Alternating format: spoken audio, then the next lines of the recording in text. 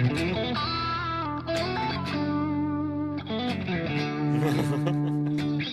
think we've fallen apart already.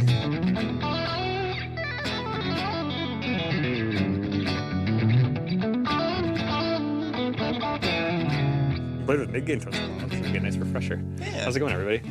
We're just saying to Luke how I don't think I've played guitar really in like the last 3.5 weeks. So it's a nice warm-up just to do it in front of people again. He's back. It's gear and beer time, my brothers. What's up, Kyle? Robbie, thanks for the preemptive smash, because he is correct. Smashing and liking and all that stuff really helps us get out there to more folks. So thanks for doing that, and thank you for joining us tonight. Nice to be back. Yeah. It's Wednesday, and I'm feeling Yeah. good. I guess Sam hasn't been here since the tradition has started. We always sing "Feeling Good" on Wednesday when we start. Oh, really? Yeah. I didn't know that. Feeling good on a Wednesday. So cool. Yeah. Cool tour story. We actually opened for Lord at a festival, and like all day, that was all we were doing, was just like yeah, feeling good on a Wednesday. And I think it actually was. No, it was a weekend festival. I was gonna say if it was a Wednesday, that would have been phenomenal. Felt like a Wednesday. But right away I texted Derek and was like, yo, like check this out. This is hilarious. This is gonna be the best. But yeah, how's everyone doing? How is everyone's Wednesday so far? It's nice to be back on the stream. I was away for a few weeks doing tour stuff, tech stuff. So yeah, not quite as exciting. But who are you teching with for people that don't know? I was with a band called Peach Pit, who are some of the best dudes I've worked with ever. They're fucking awesome. Their music is great. And yeah, they're kind of just like a indie rock band. Really great musicians, really great dudes. And I will say, I kind of made a joke there about technically, but like probably the most fun I've had on a tour ever. So yeah, definitely looking forward to working more with those dudes. And yeah, I guess you would like, you kind of knew what they were doing before. Yeah. I definitely got introduced to them like from this gig, and it was through a colleague with Dallas. And really liked their music a lot. I was surprised I hadn't heard more, but you kind of knew who they were. I knew a few songs. I knew enough. I knew that they were like a super indie kind of band. Yeah. I guess it's kind of hard to classify. Yeah, it's like Gen Z indie. Yeah. But I will say, like, the shows were awesome. Like, fans were awesome, band was awesome. So yeah, definitely a good time. And it was nice to get back to some U.S. cities again. Yeah. Like, I feel like with COVID, like, we were definitely confined a lot to just Winnipeg, but even touring became a lot more of just Canada. And it's like, how many times are you going to go to Calgary and Vancouver and Toronto to play shows?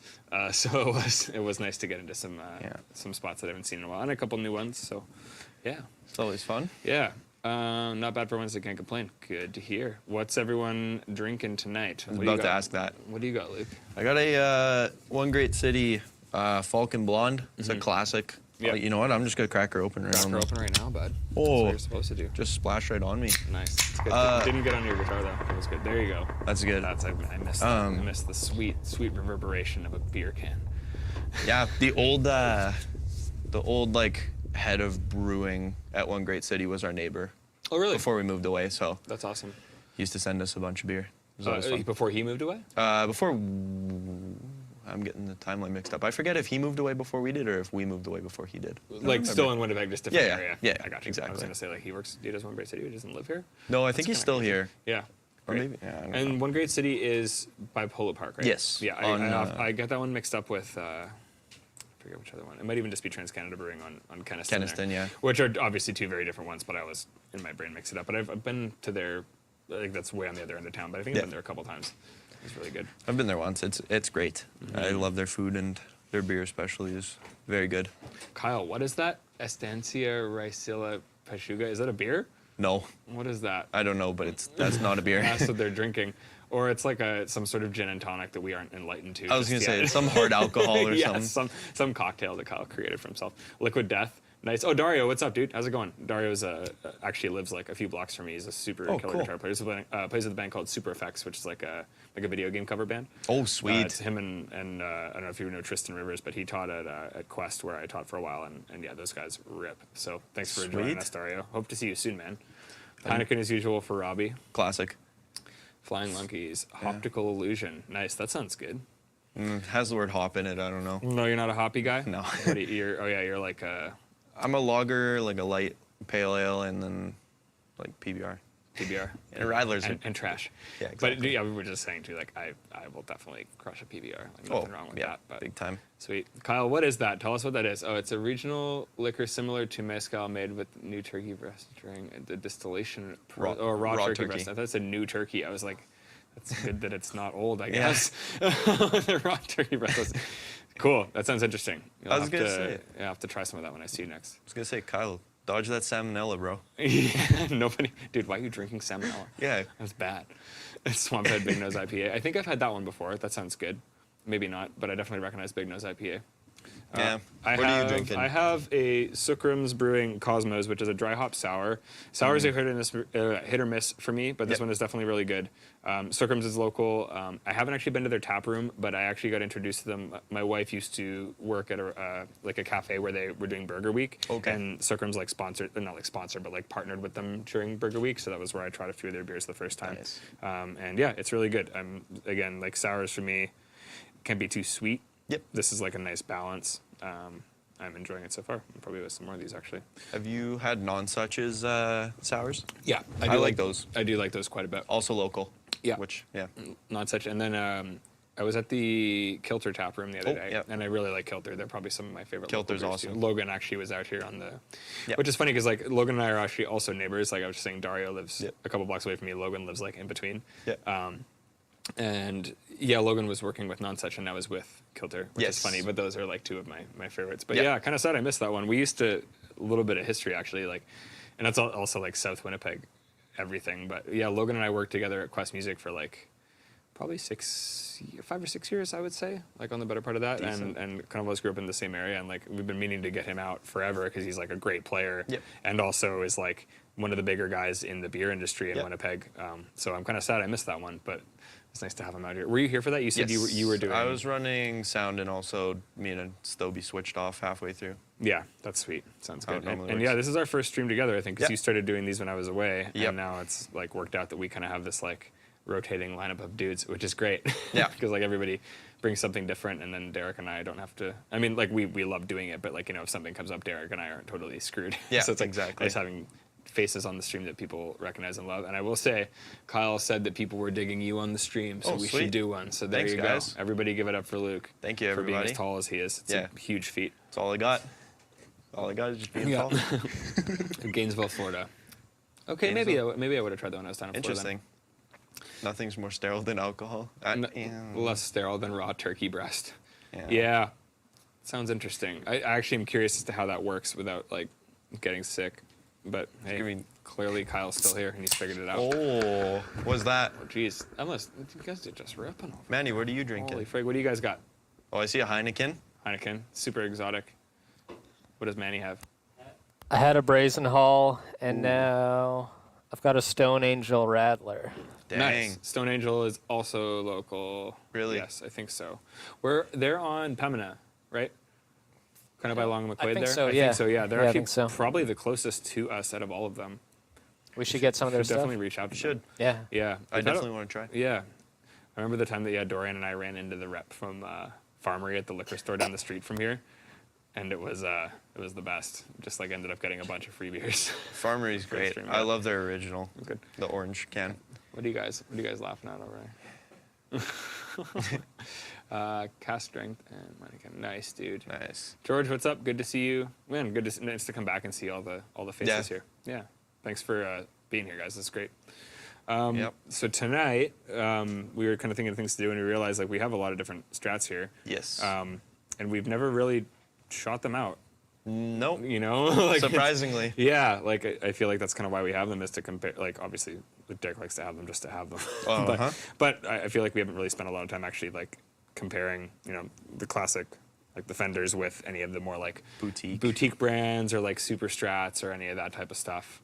And we figured it would be fun time to do that because we haven't. So what do you got here? We figured we'd start with a couple of the Fenders because we have a couple different years, some newer ones, some older ones, some Fenders with different pickups. So it's kind of a good way just to compare like the specs on those guitars, I guess, of like a similar brand and kind of see, you know, what we like. Yeah, I think we started out with the most basic of Fenders. I believe these are just American standards. Yeah, these would be, and it's funny because now it's changed. It's like There's American Standard, American Pro, American Pro, I think, is what the standard was. Then Pro 2. Standard is not in production anymore. And I think Didn't know they stopped in 2016 or 17. I don't remember. I know that I have the one I sold Scott. That's what the guitar I sold Scott was a 2015, and I think that was one of the last years that they did that because I remember working at Quest when they switched it, and then it became the Pro, and the Ultra, and the Elite. Yes, there's a 2 in one of those as well, like a number 2. Might be the Pro 2. Yeah. Pro 2 or Ultra 2, Because something. it was before it was the Special, the Standard, and the Deluxe. Okay. And the Special was like the American one that had the same hardware as the Mexican one. Yep. And then the Standard was like the base model, and then the Deluxe, I believe, was the one with Didn't like have a nut, like what was it? rolling nut, yeah. and then also the noiseless pickups, which I remember not really knowing what I thought of them at the time, and we have one here, so now it'll be cool after playing a lot more. Like back then, I was definitely like a give me something pointy with humbuckers type guy, so I feel like now that I've become a boring old man, it'll be good to compare them. I mean, I've always been a Fender guy, so Yeah. you're not old. Have you always owned Strats? Yeah, I actually got my first Telecaster. When was that? It was sometime this year. Nice. Then my dad had some like weird, I don't remember what he said to me, but it was like I think it was a Mexican body with an American neck Telecaster. Okay. Just something that he had found. I always thought it was an American one, but I was lied to. I mean, whatever the neck says. Yeah, exactly. Pass That's it all off that as matters. Yeah, exactly. But yeah, I've always been a huge Strat guy actually. It's my main guitars. I use a Bluesman. We actually have it here. Nice. We'll shoot that out Yeah, I'll try that out too. later, but Yeah, for sure. So we have two here that might at the surface appear to be pretty much the same. This is like the gunmetal finish. I guess what does that have for bridge? Yeah, same just saddles. the same. Yeah. Literally same saddles and everything. But that one's your dad's. Yes. Well, technically Derek's gave to my dad. Which is why he got this one, because he gave that one to your Yes. dad. Yeah. I feel like everybody here already knows the story, but he had this neck sanded down and the frets replaced with stainless steel frets. I'm like 90% sure that's what it is. Yep. And then other than that, I think it's all stock. And he loved this thing. And then my dad was hanging out one time and said, I really like that. And Derek said, you can have it. And has regretted it ever since. Yep. And I let it sit on my wall. Let it go just to waste. Exactly. But Well, yeah, you can see the dust on it. Yeah. I still haven't cleaned the dust off from all those years. Yeah, exactly. What's up, Shredders? What's up, Terry? We have your Jackson here, and I didn't realize it had an Evertune on it. And without looking, I went to tune it, and I was like, "What the heck is going on here?" And then it's like, "Oh, it's got an Evertune, and that's sick." This bad boy right hey, here. Jackson's made by Fender, so we can bring that. Is in it here. now? I think so. I didn't know that. Or owned by Fender. Probably. But yeah, Derek traded some stuff with Terry, and we grabbed this Jackson 7-string with the Evertune, and I'm definitely going to be using that for tracking a bunch of our stuff. So thanks, man. It's pretty sweet. Really wicked guitar, yeah. We've really been enjoying it quite a bit. Hoogie. Good. Hey, what's up, dude? Doing good. Good to hear from you, man. Shooting out Strats. We should get in touch more. Sean, how's it going, dude? Everyone's here. Holy Oh, crap, we got Sean. all the friends. Sean is the Strat master. Sean, what is your favorite Strat that you own or that you have played that you don't own? Hoog and Sean. That should be another segment, Hoog and Sean. But when you sneak Flux. in Flux, that's actually my uncle. Derek's my uncle, not my dad. oh, that'd be fun. Derek's his uncle, but yeah. That's actually hilarious that you snuck that in. Because I was gonna say even when I walked over there and you were playing, I was like, oh, Derek would never let that slide here. He did though. I played it. He was like, "How's it going?" And then I just started playing so poorly, Tom Sawyer, like the little. I don't even think I'll be able to play it. I think it's. Yeah, the whole riff. Yeah. Yeah, and then Derek would just be like, no. Yeah, you shut it down No. pretty quickly. I will say, I've always told Derek this too. It's like musically, you can't really deny that it's good. I think he just doesn't like Geddy Lee. Yeah. Which I'm not a huge fan on either, but like, you know, it does in a sense suit what they're doing, and it was just like a totally original thing, and you can't really hate on it. But Derek does not like Geddy Lee, so Yeah, there you go. exactly. No Rush on the stream ever. Derek likes 4/4 and 6/8. 6/8. Yeah, only. Well, Rush has a lot of the 6/8 ride thing, but at the same time, also a lot of odd meters, which is hard. Pretty technical, yeah. Math is hard, so That's why I don't play prog. yeah. Anyways, Strats. yeah, we will digress a bit and come back, but Yeah, we'll get there eventually, you know. I learned Fly By Night last night, and Derek isn't even here to bitch about it. We'll get you on the stream, Robbie. Yeah. Zoom them in. Yeah. Sorry, before we go again, just read some comments here. Oh, no worries. Sean, your awesome G8 video really helped me dial in my. If you guys didn't know, Sean does weekly videos on our channel. I'm sure most of you guys do know that if you're here, but if not, Sean Tubbs, who is one of our great friends, one of the best players we know, if not the best player that we know, and the tilt overdrive is also his signature pedal. Yep. But Sean does weekly videos for us. And they're super, super informative, not only with Rev stuff, but just in general. He's just a huge wealth of knowledge.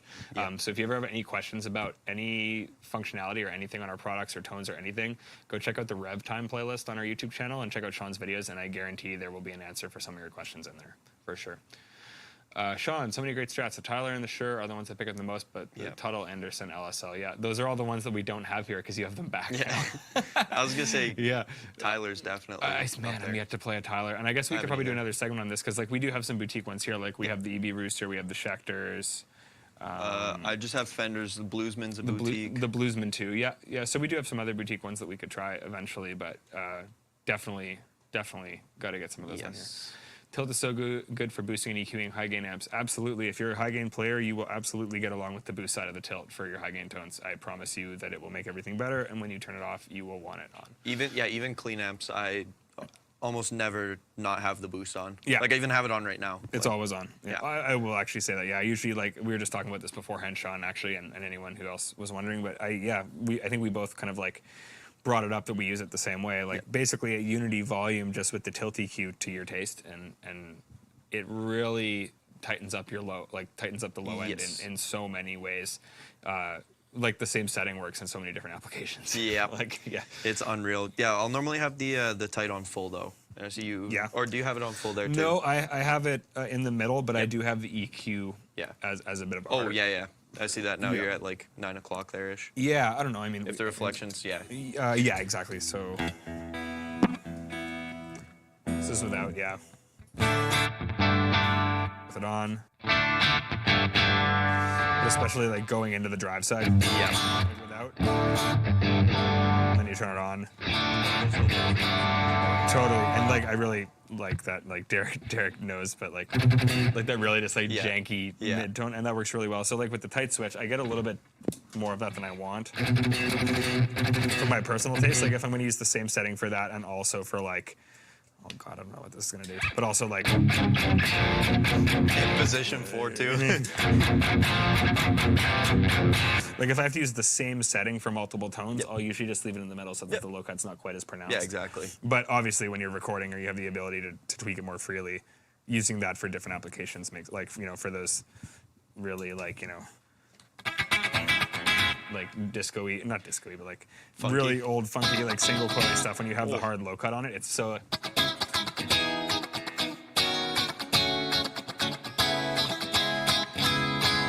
Yeah, definitely is like perfect for that type of stuff. So, I like that you can read the knobs on the tilt and the light. The G series pedals trick your eye. They do. Yes, they do. We were just talking about that. Yeah, it's tricking my eye. There's a pedal that we were looking at. Do the tilt and G2 stack well? I feel like they're both. They do. Do you use them at all together, Luke? I don't actually have a G2. I only have a G3, but I know Derek loves the sound of them stacked. I don't know what is happening with this. My ears just dropped. I don't know what he's doing here. But you know what? We'll just put my ears back in here. Yeah, grab your ears. Jeez, we're good. Dude, are you new? I mean, I've been around.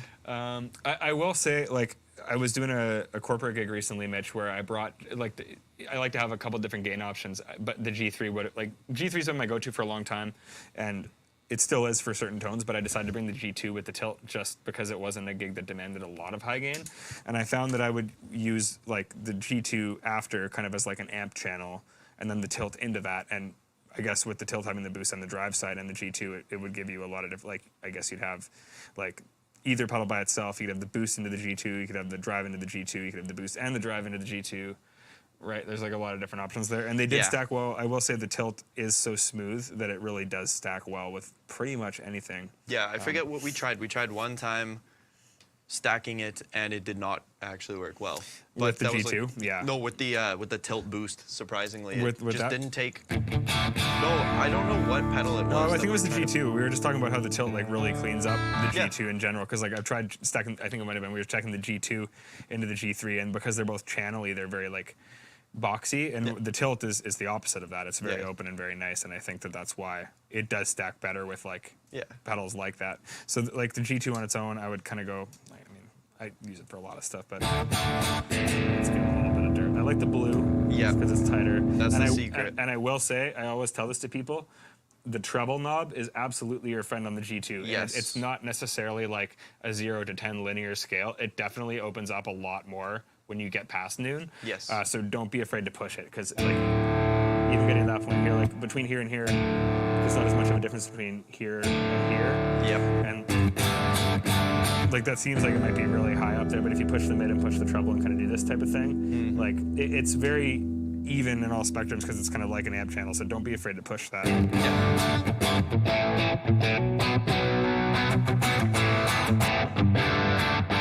Like a classic rock Sounds great. type tone. But the tilt into that.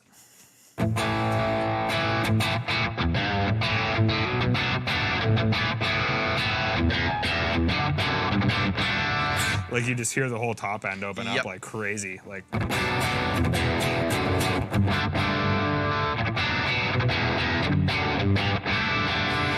so that's the boost side into the G2.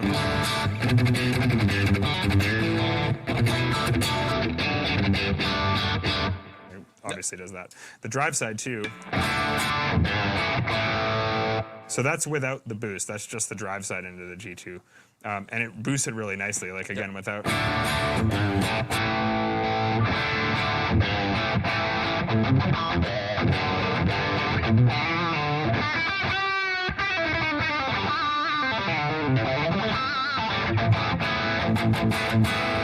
Without... So that works really nice as like, yeah, like a solo boost or even like a heavier rhythm. And then if you do both of them, you can obviously... I'm using single coil, so we'll see what happens here. But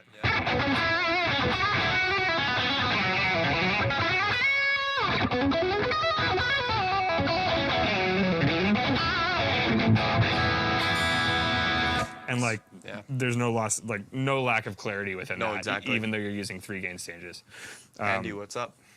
Yeah. So anyways, sorry, again on a tangent, but that's why we're here, to answer your questions. Exactly. But yeah, lots of flexibility just with these 2 pedals. Yes. So hopefully, Mitch, that answers your question. Andy, what's up, dude? Good to see you. Yeah, good to see What's you. up, you milk bags? It's my new favorite way classic. to refer to people. Any Maritimers just call them milk baggers. You guys know about the bag milk? Yep. And there used to be like the milk delivery guy, which I think still existed for like a long time. There's like a milk truck that'll just come bring you milk bags. It's pretty great. Yeah, absolutely. The tilt, pretty much into anything will just bring out more of the natural sound of the Yes. guitar. So, anyways, we digressed. I was messing around with my purple channel on my G20 and put the boost on. I was like, holy, it's loud, but no. It's nice. very, very multifunctional for Yes. sure, and I think that's the thing. Like, obviously, it is catered to, not catered. It's not really catered to anyone, but it was designed with the idea to sound more like vintage tube amps. Like Yes. there are several amps that Sean has really loved over the years that it's not based on anything, but they influence the sound of that. Yeah. And the tilt is just like the tilt side is just such a practical feature for so many applications that Yeah. Even if you're I do use both sides, but even if you're someone who might not want that specific drive sound, the boost side will still work for you for something. Yes, absolutely. 100%. Do you guys boost any pedals? Yeah, what do Anybody you- in the internet world? Yeah, what do you guys do? What do you use to boost overdrives? Do you like using compressors? Do you like using other overdrives? Do you like using EQs? NOS? Boost, Nas, Nitro. Oh, gotcha. Caught it. I use a Keeley compressor. That's what I use. 4 knob, 3 knob. Good question. It's the new one. So How 4 many- knob 4 knob, nice. with That's good. the humbucker and single coil switch. Nice. That's awesome. Just kind of cleans it up. Anyways, we've got 25 minutes into this and have not talked about any of these guitars yet, which is great because we're having fun and chatting, which is Yeah. the name of this. But we will talk about some of these Strats. Yes. So we'll go back. This one was Derek's, and it is a 91. 91. It's a 91. And this is essentially the same guitar from 84. 7 years. So did he get the neck sanded on that? Yes, he got it Okay. sanded by, I forget who, but he's frequently in the stream or talked about in the stream. and I forget who it is. If it's you, let us know, please. Manny? Oh, I thought you were going into talk. Oh, no. I forget his name.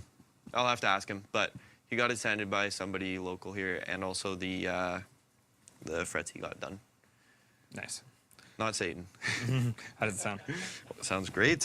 Oh, there was a username in there, Satan. Proceed to He likes using a 10-band Oh. MXR EQ. Satan likes MXR EQ pedals, guys.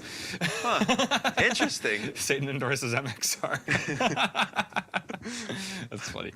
Nobody clipped that. No, no, I love MXR, man. They make great stuff. Yeah. Yeah, they make good pedals. Yeah. How does it sound? Yeah. Yeah. And this is all stock, everything? Yes, and actually I'm not running any pedals right now. I just want to run Yep. straight guitar into the D20 that has no gain at all. Let's do that, too. Just straight, and straight just noon on all the EQs. You run it with the gain totally down? Yeah, just for now. I normally run it. Well, I don't have it. Put it at noon. Yeah. No, when it's pushed in, it won't go that hot. I'm not going to tell you what to do, but I would say put it at noon pushed in. Well, I'll listen to what you tell me to do. I would just put it, honestly, dude, my D20 setting is literally flat, volume up a bit, treble up a bit. Okay. Good to go. That works for pretty much everything. I know Derek really likes having the push-pull in. I do like having it in, just because I like to get a really clean tone sometimes. I know he likes having it out because of the way it breaks up. But with the way the tilt and the rest of the pedals stack with it, Yep. that's the move. If I'm not mistaken, Sean likes it at 9 o'clock with it pulled. Yeah. Super low. Yeah. But then still have that little break. Yeah. Anyways, let's hear this 91 Strat. So right now, just on the neck pickup, and we'll go through, I guess, all the tone options because there's so many. A lot. Yeah. Yep. Yep. So many on the Strat. So, yeah.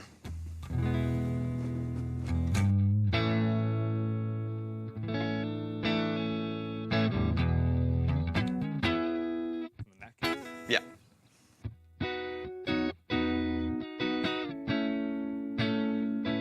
Love pulling out a tune. Yeah. Yeah, that sounds great, man. I think that's kind of like the classic neck Strat sound. Like, Yeah. Just the double stops. yeah, totally.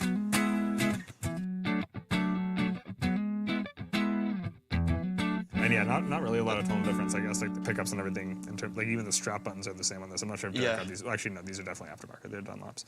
But like, I feel like the whole output and like the consistency of this is like these are pretty much the same guitar, even though they're from different years. Am I crazy for thinking that there's less bass on that one? No, not really.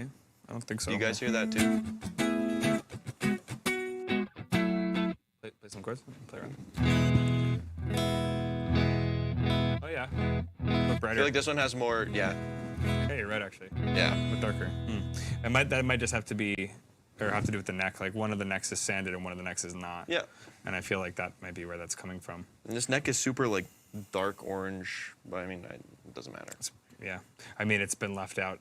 Oh, it has. This one, I don't know. I think Derek recently got this one. Yes, he did. Because he wanted to replace that. So this one, I mean, probably was kept in a case. Probably. Yeah. Yeah. Yes. Everyone is saying yes, less bass. There you go. Interesting. Everybody, what do you gravitate towards when you play Strats for pickup positions? Because I'll either do 1 or 5. Yeah, I'm a big... Or 2. I rarely will use the middle or the bridge. Yeah. I use both caught positions quite well. Because It's just nice and spanky. caught position is what Sean calls it, because you know the story about the pickup selector. I thought he just said that because that's how it sounds. Yep. But he used to literally like have a pickups, like I think it was a 3-way switch, but when it was like in between the positions, like caught in between the 2 slots, it would activate those. Okay, yeah. So that was literally why he called it that, and I always thought that was just like a name for it. But yeah, that's really cool. Neck. Yeah. Neck and middle neck, yeah. Like I'll use the position 2 for that, or for like the classic, like the super janky mid gain tone. But otherwise, like leads almost always neck.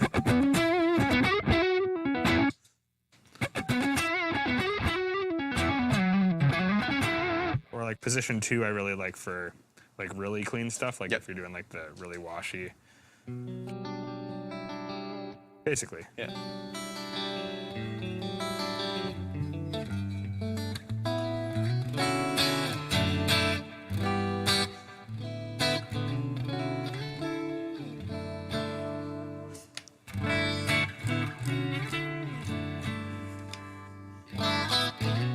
Like, yeah, that's a little too janky for me to like strum with. I feel like position 2 is for like when it's more like single notey stuff. Yep. You want more of that articulation. Definitely. But definitely neck and position 4 for pretty much everything else. The bridge position is bad for single coil. I don't know if I agree with that. However, I don't use it like occasionally for leads if I have to, but anytime I can get away with like without like if you don't want that really like split sound, then you kind of have to use the neck or that or the, I guess middle too. Like you could do like I know like do the Eric Johnson thing. You're just gonna play clips of Bill for now. I don't remember it. But even then, that still has a little bit of that like twang, right? Yeah. Like this. Oh, of course. This doesn't It's a little really too much. Yeah. Yeah. So I think provided you can EQ it the right way, you could use it. But I agree. Babuk, I'm assuming is Mark because we've been corresponding on the email there. Yeah. Yeah, like sometimes you just don't want that twang, but it's very top endy, so you're gonna have to balance it. But Satan prefers position 666. that's funny. This is cool. What's the Satan's name? here. What's the name of the pedal? Not sure. Pedal A camp? I'm not sure quite what you're saying there. It's also far away. No, that is what it says. I'm not sure what it means. Do you want to switch for a sec? I just want to see if I feel like a difference with these, and then we'll move on to the next ones. I feel like these are fairly standard, and then we can maybe try some. So, question: what do you guys think of noiseless pickups? Because I remember trying them a while ago and kind of being turned off from them, but we have one here now that we can try and compare them with. Both of these guys gave the thumbs down. I've never tried noiseless, but I've heard Derek play noiseless. I think they're a great idea, and the Fishmans are a little bit different than just like the Fender ones, I will say. But yeah, we're talking Fender noiseless, Fender noiseless, like the original ones. Not like copper shielded, like I'm talking Fender brand. Yeah, for sure. Because I feel like the intention is good. Yeah. You know, like I don't like how hummy single coils are, but oh yeah, this is way darker sounding. Yeah, like totally. Super dark. It's really interesting, actually. Yeah. It could be the strings too, because those haven't been changed in literally probably 2 years. Yeah, but it is a little more of a difference than that. Yeah. But it could attribute to that. I don't know. I'm just throwing ideas out there, guys. Don't attack me. Jeez. Sorry to offend you. Yeah. It's 2022. I never know. Even with that, I feel like there's a little more bottom end. Dude, now you lost your mic. What is happening? That was not as bad as Derek. Derek lost his in-ear pack like 3 or 4 times during one stream. That's 2 now, though. Manny? I'm disappointed in you, that's all. Well, maybe if our audio guy actually set me up properly, I would not have to worry about this. Sean says Love you, Manny. The Sir dummy pickup thing is cool for noiseless, otherwise not super down with noiseless pickups. I haven't tried those. I would like to, because the Fishmans sound amazing for what they do, but they're still a little bit different to me than like a real single coil. Traded my Strat in with noiseless, and my current Strat has custom wound 69 pickups. No comparison. Yeah. Yeah, for sure. Cool. Well, definitely. Let's try some maybe. What do you? Sure. Yeah, actually try that. What do you think of that? I actually think I prefer the balance of this, and it might just be because like I know this is a newer guitar, but I feel like it might just be the way that this guitar aged. Like it's really just kind of settled, you know. Nice little crack right there too. Yeah, that's what makes it sound good. Don't know where that came from, but she's road worn, boys. Yep. Road worn from the Eastveld basement. Yeah, from the stand that it sits on and collects dust. It's funny hearing you play that. It does sound less bassy, more top endy.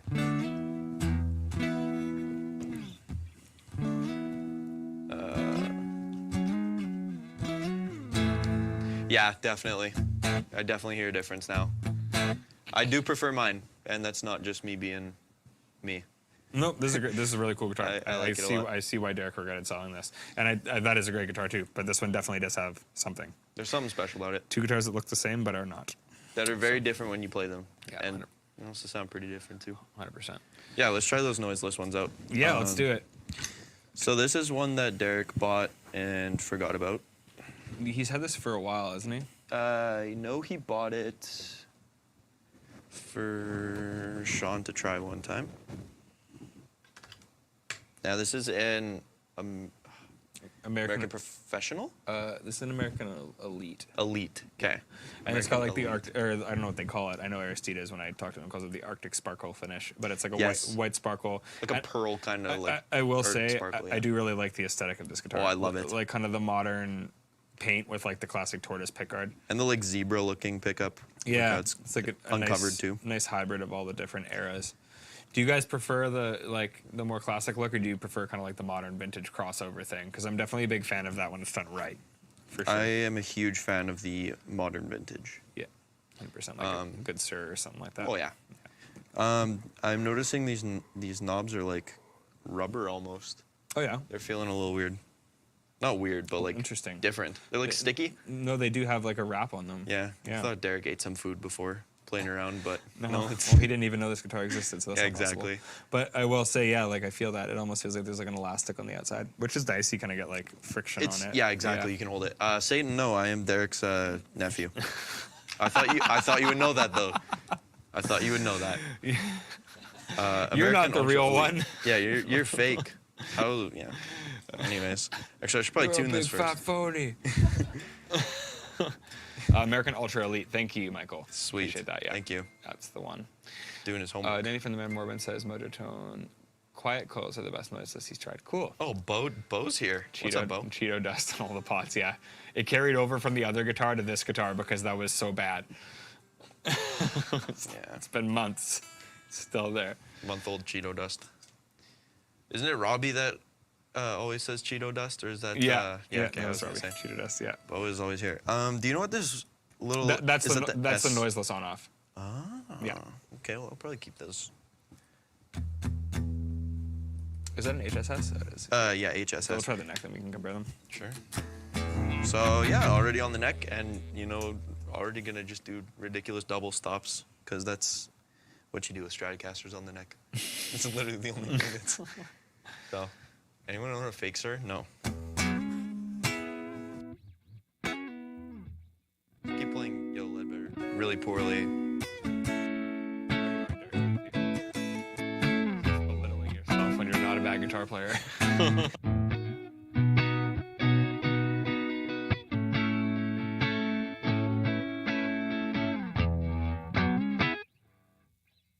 And that's what the Noiseless on or not? Off, I think. I think if it's out, it's off, and if it's in, it's on. I don't know what chords you're playing exactly. Yeah, neither do I. Well, I know it goes to B. It's like A, or E, B, A.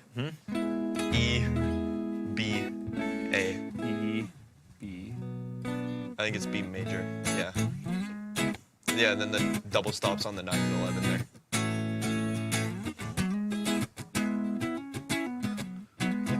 My dad enough? How am I asking you that? You're like, what, like 8 years younger than me? I do hear quite a bit more top end in this. Yeah, definitely.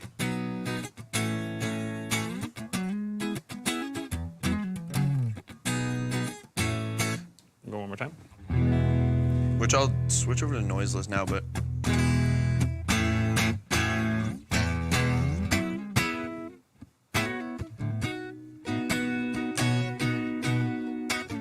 Gotta mute the strings better, boys.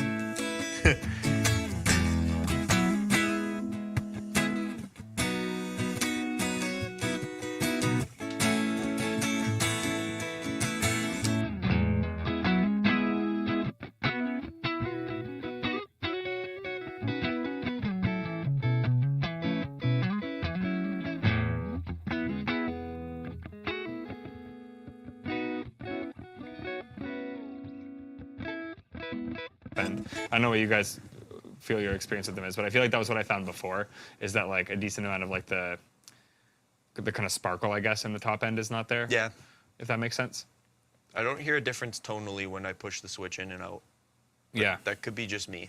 Out of curiosity, what does it do with, like, put it on some... I was like, about to. Turn some gain on, yeah, and see what it does. Like, that's... Cool. Still hearing noise. Cool. Cool. That's me pushing it in and out. See how it responds. Oh, there you go. Yeah. So it's in the humbucker. I gotcha. So is that a split? No, that's is that just a split. then? That's just a split, yeah. Interesting. So like the Noiseless is just on all the time, but it's like a split, like a push button. It is split. definitely a split.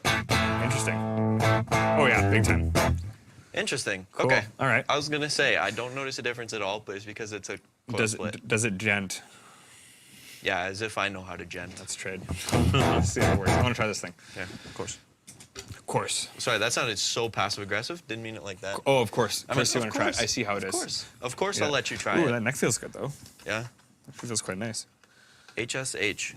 While Sam's getting ready there, what's your favorite pickup configuration for Stratocasters? Yeah. And I think everybody's gonna say the same thing, but I will say, if I was to have, I've said this, like I like when I can use a Strat for what it is, and just like I want that sound, single coils for sure. Yep. But if I had to have one guitar for everything, it would be an HSS Strat. yep. Because that, like, I use a humbucker in the bridge. I can get away with doing lead stuff with a second position or with a fourth position or fifth position, like single coil guitar.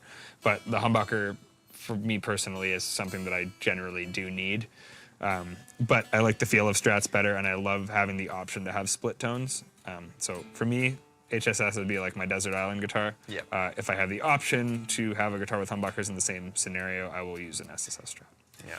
Stobie likes the single bridge and humbucker in the neck. Because Yeah? that's he has Like a, he has I would say like a Blues Boy Telly. he has Yeah. a telly, a black one. Yeah. But you just changed them out for Fishman's. How do you like those? I haven't even plugged it in. Nice. Sound like Derek. Sweet. I really like those pickups. But yeah, HSS for me for sure. Yeah. Does anybody want to explain what an M pickup is? Because that's those are in all those like metal ones, aren't they? Like Yeah. HMM. Yeah. Oh, Sean says he was impressed with the neck on that one. neck. Yeah. I like it a lot. Oh yeah. There's a sonic difference, but the feel is like.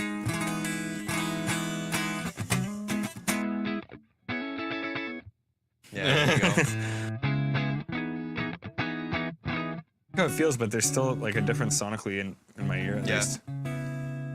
I love the look of that guitar too. Like it's just gorgeous. I will say it feels really nice. Yeah. Really, really nice.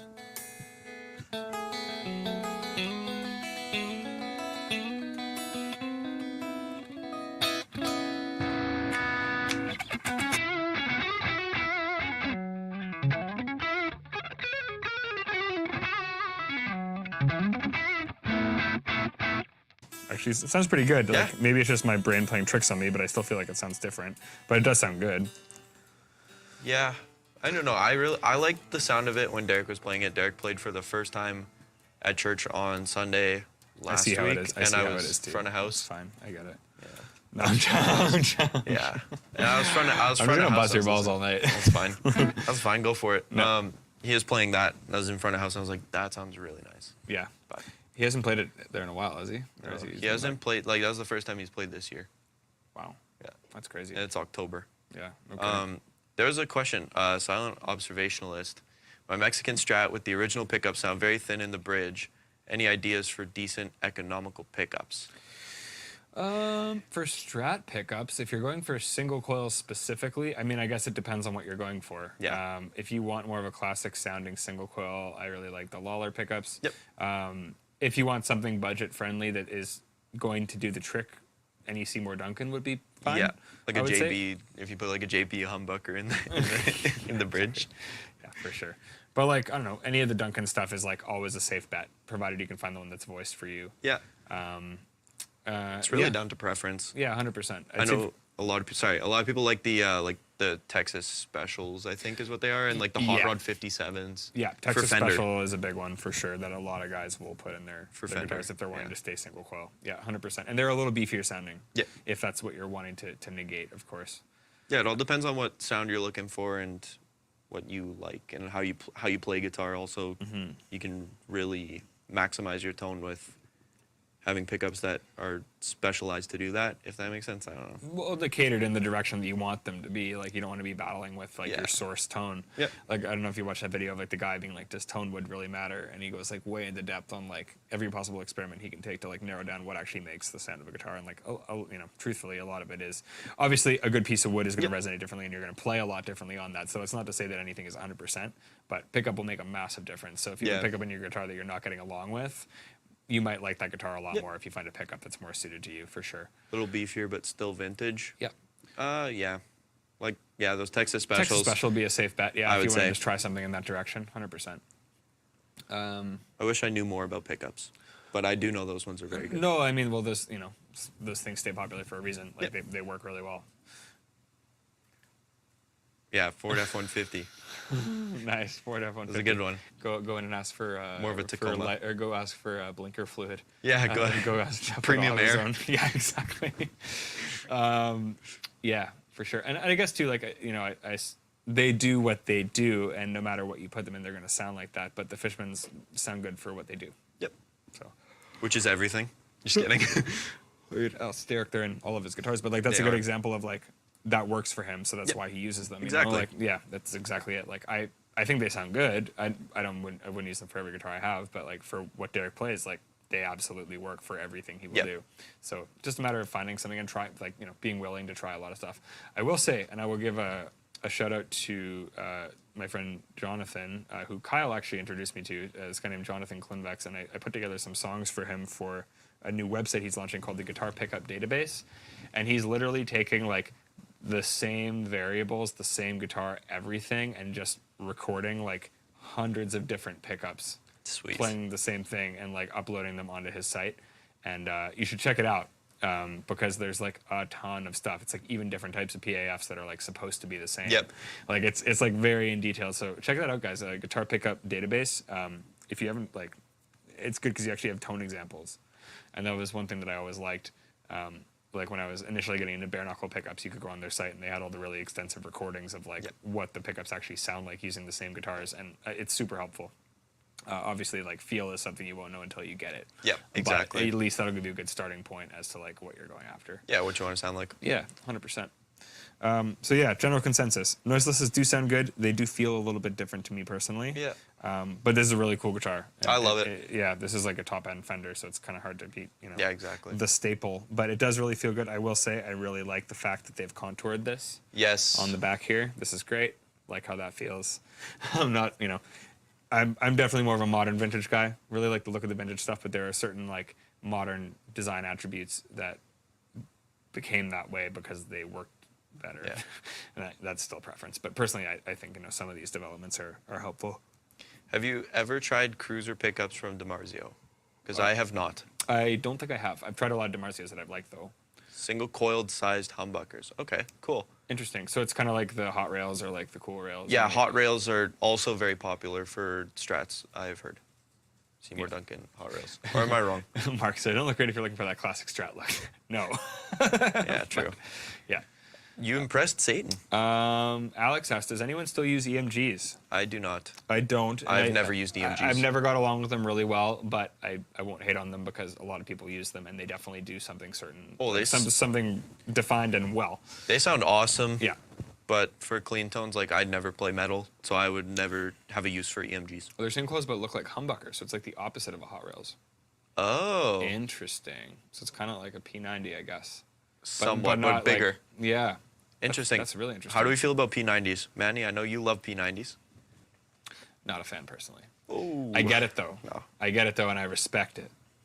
But not a fan personally. Yeah, I mean, I played Bose Jazzmaster, and it was a little thin for my liking, but Robbie, nothing wrong with EMGs, dude. Not my personal thing. I was just saying it's like I've never used them for what I do, but like they do what they do very well, and they definitely have a purpose and a place. So I know definitely no hate there. I know the 8515s are stupid popular. So, I mean, they're good. I did have for a while. I had an 80. I think it was an 85. That's good. I love this.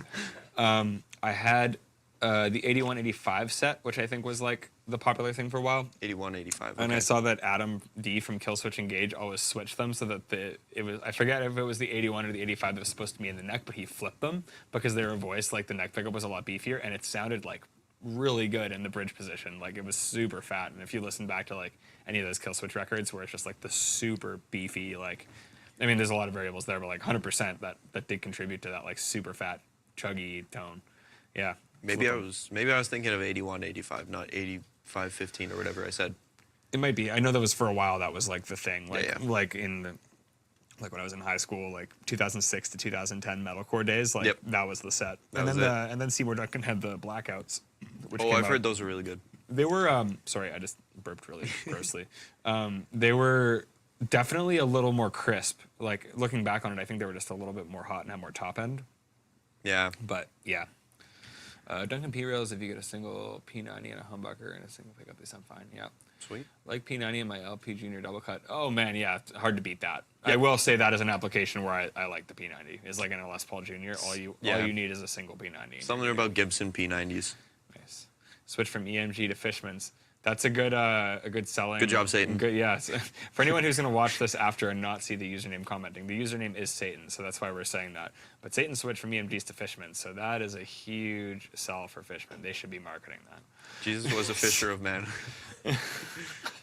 Alex, oh man. Alex, start preaching. Here we Listen, you guys are religious, so I don't mind you saying this. go. Oh, I don't care. It's all good. I can't get away with it because I'm not, but that's okay. You guys can. Sweet. What do we got up on deck here? Let's grab a couple of these vintage boys or these boutique boys. I got the EV Rooster over here. What do you got over there? I'll take my Bluesman. Sure. Old classic. So, consensus. Boutique. Those two Fenders are pretty similar. Yes. Noiseless pickups do sound good, but there's definitely like a difference in the top end to my ear. Yes, definitely. Yeah. I agree. I do like that there's a coil split on it though, or tap, or definitely. whatever it is. HSS with, sorry, I'll correct that. HSS with a split in the bridge is like, that's probably the most flexibility you're gonna get, unless you have one of those Ibanez's with The two humbuckers. the two humbuckers and the single where you could split both of the Yeah. outer pickups, but that would be a pain. Scott was telling me about the Ibanez fourth position. Cricker? Apparently, apparently there's something about it. What's the humbucker with the? Oh no, it's a 5-way. Yep. It's the same as my Aristides are wired. So it's basically like two humbuckers. Yep. Position 2 is the two outer humbucker coils. Okay. Middle is both humbuckers. Position 4 is the two inner humbucker coils. So it's like you get a telly split and then like a slightly chubbier telly split. Okay. Yeah, no, it works really well. I will say compared to like position 2 on a Strat where it's like this with like, you know, this type of thing.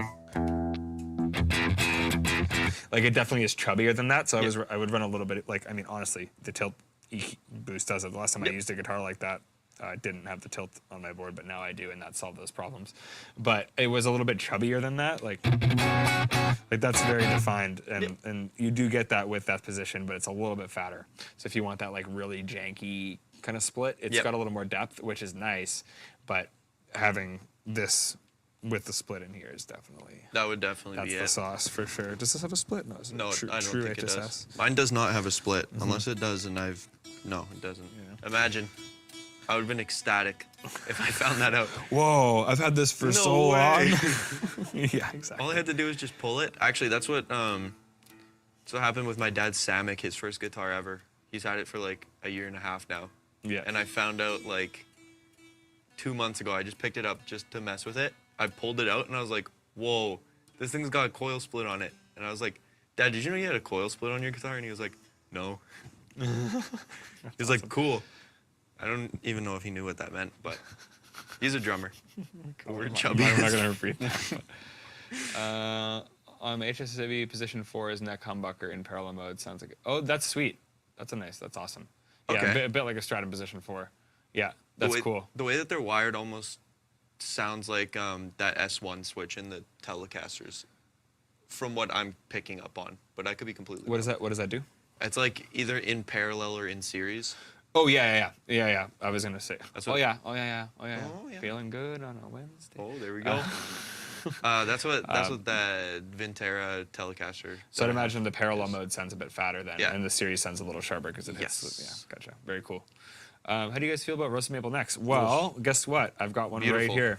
I am a big fan. I love them. Yeah, I mean, I haven't really A-B'd with regular maple necks sonically, but I will say any roasted neck that I played, I have found to be quite a bit more stable, and I think that is a lot of the approach with that is like because it's roasted and kind of like pre-aged and, Yeah, and exactly. dried, it's less susceptible to humidity, and I definitely have found that to be the case. So yeah, definitely a big fan.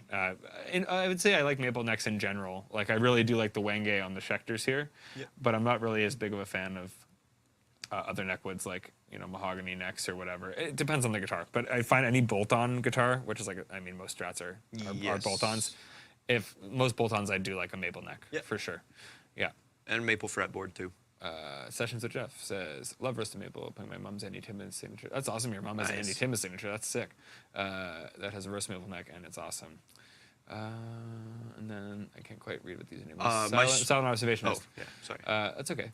My Strat is never in tune. Feels like every time I pick it up, it's all out of tune every 5 minutes. It could depend on how your bridge is set up, which is actually one of the points that we brought up today. Because like you can set up the bridge to float or just be flush with the body, and I guess it might not be. I guess just check to see how it's set up, because obviously if the bridge is floating, if you push on it, it might move a bit. Yeah. And you were saying that too. You find with humbucking, or when you're humbucking, well, when you're playing high gain stuff, or like when you're palm muting. Sorry, humbucking. I'm stupid. It's all good. I'm very tired. It's all good.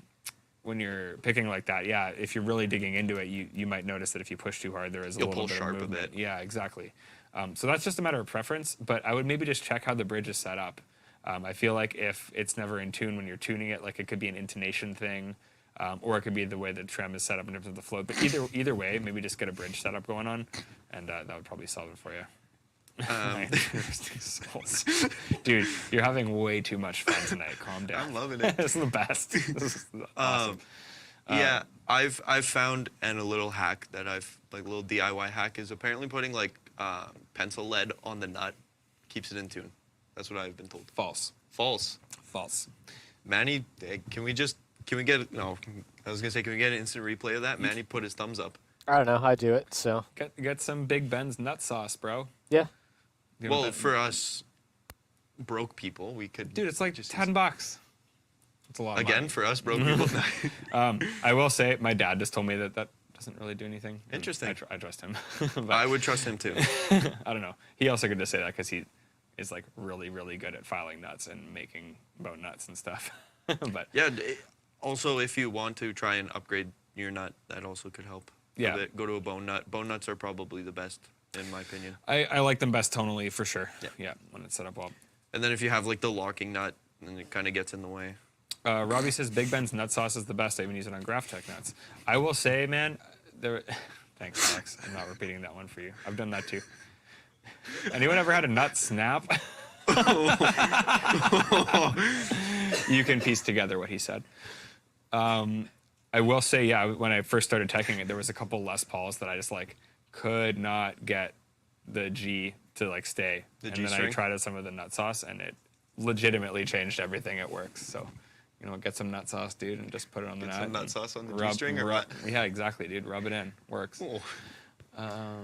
This isn't normal, but could be one of many things. Watch. There you go. Watch. Sweet. I'm sorry, I can't read this. Fruito's Tremolo setup video. It's about 10 years old, so I haven't tuned in 3 weeks, and my guitar's in tune. Oh, wow. Yep. And that goes back. There definitely is like a way to set up the bridge to your taste, for sure, and everybody's going to like it differently. But yeah, I would assume that if your guitar's tuning well, the bridge probably needs a setup, whether that be the intonation or just the trem itself.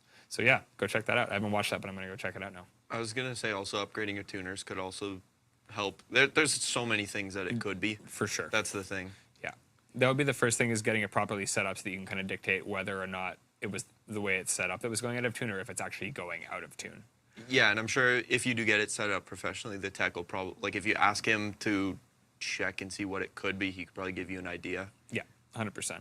Yeah, if it's playing well and you know that it's like intonated properly and that it's going to play in tune to itself and it's dropping out, then maybe explore deeper options. Yeah, and once again, if you just ask the guy and be like, hey, I don't know what's up with it. Would you be able to check it for me? He'd probably be happy. 100%. Tusk nut, good call. Definitely like Tusk nuts, good too. Yeah. I don't even know what nut is in this. Looks like a bone. That's bone. Yeah, 100%. Same thing with classic this, bone, I believe. So so talk about this guy a little bit. Okay, this is the Bluesman vintage sedan. And I will say too, we have a long-standing relationship with Bluesman. Yes. They've, since Rev started, have supported us a ton. Yeah. At NAMM, like that's how I think Derek got introduced to them, was at NAMM. I think so. Yeah. Yeah. And yeah, they're great guys, make awesome instruments, and we've been longtime supporters of them, and we'll continue to do so. Yes, we have a Telecaster style up there. That telly has been at every Rev NAMM show. Yes. Yeah. That guitar is killer. Like it's so comfortable. It's one of the best Tellies I've ever played for sure. Yeah, really, really nice. Yeah, they definitely have the most comfortable all-around guitars that I've played. Like each one I've picked up and played, I'm like, this is ridiculously comfortable. So yeah, the Bluesman sedan. This has the Fishman HSS modern Fluence, I think is what they I are. think that's what Derek puts in like everything. Yeah, Either that or just the classics. or the Greg Koch ones for the Telecasters. Yes, which is a really nice sounding pick. I will say, as much as I've said the Fishmans aren't for me, the Greg Koch set sounds Unreal. very, very, very With good. the little boost, Yeah. the Blackguard. Yeah. Derek told me a few weeks ago that this was previously owned by the guitarist of Florida Georgia Line. I didn't know that. Really? Yeah. Cool. So I don't know how we got it, but we have it here. And this is not gunk. Actually, half of it probably is gunk, but this is also just road wear. And it's, I don't know if you can see the checking on it. Alex, you want to get a little RoboCam action on here? On the checking of that? That's that nitrocellulose, baby. Actually, can we get the light? Oh, there it is. There it is. There it boys. is. Ooh-wee. Do you guys actually use the vibrato on Fender Strats? Yep. Yes. Oh yeah, big time. Yep. Actually, we were going to talk about what our favorite bridge setups are, or like style of bridge. Yeah. Mine's just the standard. Yeah, I'm Six-sound. a big fan. I know you don't get them on too many actual Strats, but I'm a big fan of the hip shot trims. Ooh, I've heard those are good. Those are really nice. But I do prefer like a vintage trim, not like a locking trim. And I think that kind of comes with what you were saying is like when you're using like a non-locking trim that's floating, having a good set of tuners or locking tuners definitely makes a huge difference. We'll get to the Schecter later, but the trem on this Schecter NJ Strat with the locking tuners, I never have any issues with it going out of tune. So This is actually kind of different saddles here. I don't know what they're called, but it's a kind of more like it's indented. That one's flush. they're just like vintage style saddles. Yeah. Yeah, these are just like more. So they'll feel different on your hand. Yeah, But I mean, it's kind of like when you get we were talking about this earlier too. The Telly with the 3-prong versus the six in line. the 3-barrel to the 6 saddle. Yeah.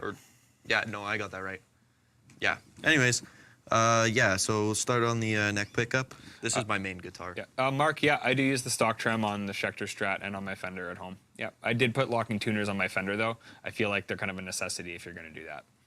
Sweet. Yeah. What I love about these Fishman pickups is they're like super noiseless. So I can put a compressor on with the tilt with quite a bit of dirt and it'll sound fine. And I don't need a gate. So Yeah, let's hear it.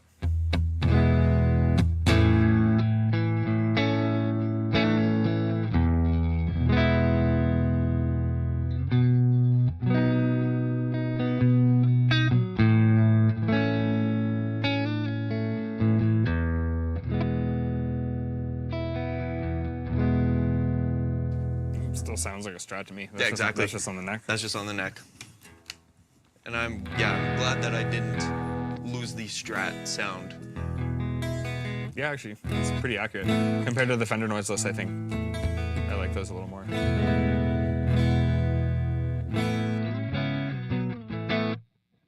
Church chords. Yeah, exactly. E major, baby. Big Sean time. says, floating bridge on a Strat, Wilkinson does a good vintage style bridge. There you go, Sean. I was gonna say, Alex, yeah, mine is definitely more bassy.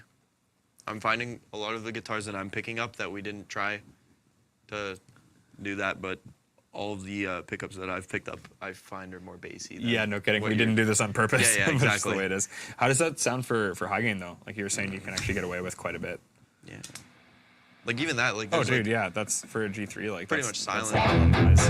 Oh, well, wow. that is hot. That's not it's- as much noise as I expected. It's though. unreal. That's great. Is there any way I can bother one of you guys for a beer? I thought it was only gonna have one, but I think it might be a 2-beer night. Getting wild. Oh, I don't care.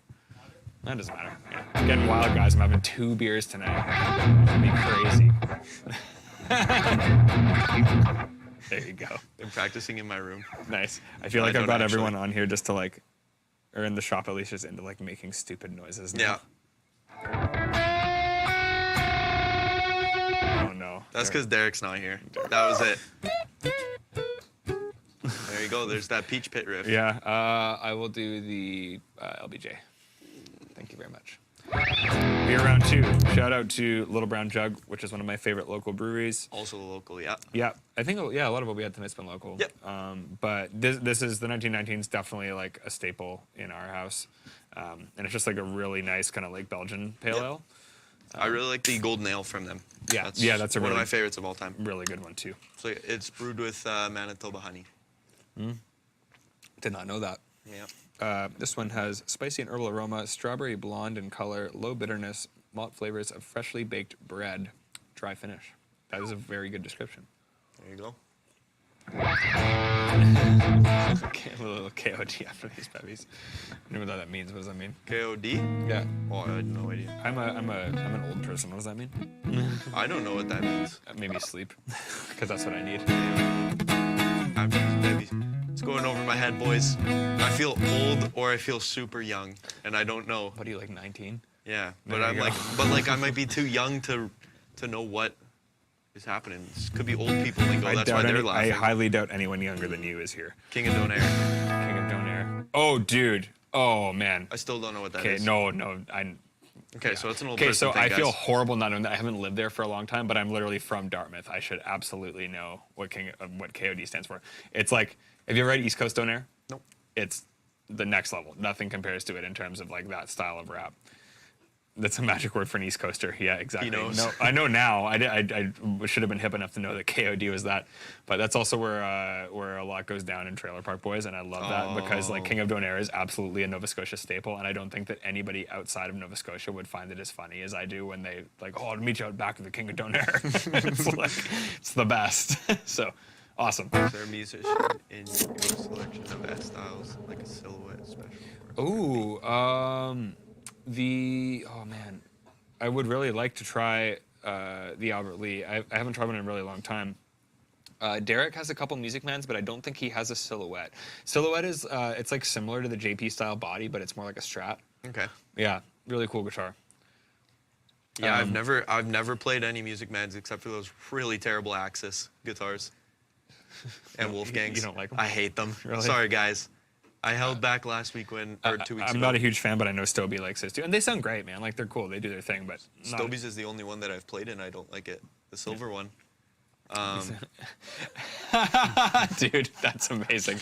Dude, that's like me trying to send a text and like I'm just like saying like the name of something, and I keep sending like this like stupid word. It's like, no, we got you, Jeff. I'm like, it's all good. I'll get it this time. I'll get it this time. I'm not gonna autocorrect it. I'm gonna get it this time. Damn it. And then my text said it's just like damn it 10 times because it isn't working. But yeah, no, you're good. Yeah. Anyways. So this is an EB Rooster Strat. Yes. EB Rooster is our friend Dan Blom, and Derek has been friends with him for quite a long time. Same thing. I don't know if they initially met at NAMM, but he's been a big supporter of us at NAMM. Yep. He's built a couple guitars for us, a couple tellies, this Strat. There might be another Strat as well. There's a Telecaster here, Yeah. and I think There's the white telly. and an orange one. He had at one point. I think it's that one. It's just the No, lighting. he has like an orange one. Oh, really? Yeah. He does? Okay, so 3 tellies and then the Strat. But anyways, this is the one that's not Strat an that we got from him. It's an HSS. It has a roasted maple neck. I will say the neck is definitely deep. It's like almost like a deep C. I don't know exactly what if it would be called that, but it is definitely a little bit like same radius, but just a little deeper in the middle, a little rounder. That headstock looks really similar to a Strat one too. Totally. If not the exact same.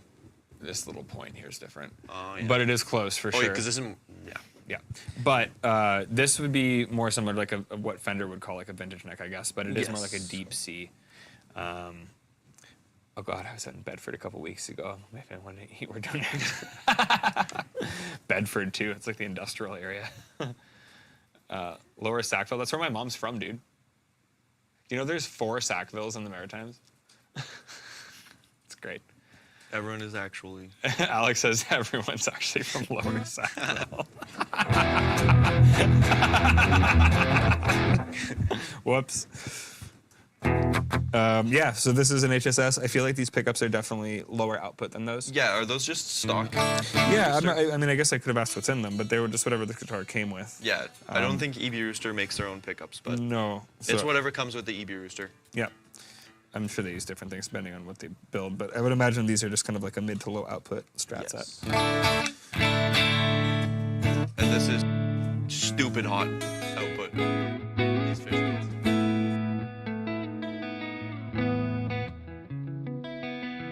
I should have set these up, I will say, because it's getting really dry and the heat's on in here now. Yeah. And for anyone who lives in Winnipeg or in the prairies, you know that as soon as the heat comes on, it's not great for your guitars. Yeah. Not gonna repeat that one. That's what I was laughing at. The Luke 2 Music Mans I've heard are really good. Yeah, totally. Like ridiculously good. That and this is it's not as drastic as that, but this neck almost is verging on that, where the Luke has like the I don't know if you played one, but it has like a V-shaped neck, so it's like really deep, but like Rounded round. almost. Yeah, like it's very steep. Yes. And this is closer to that. It's kind of like in between that and a C. I don't even know what you would call this, but I feel like this is a super deep C.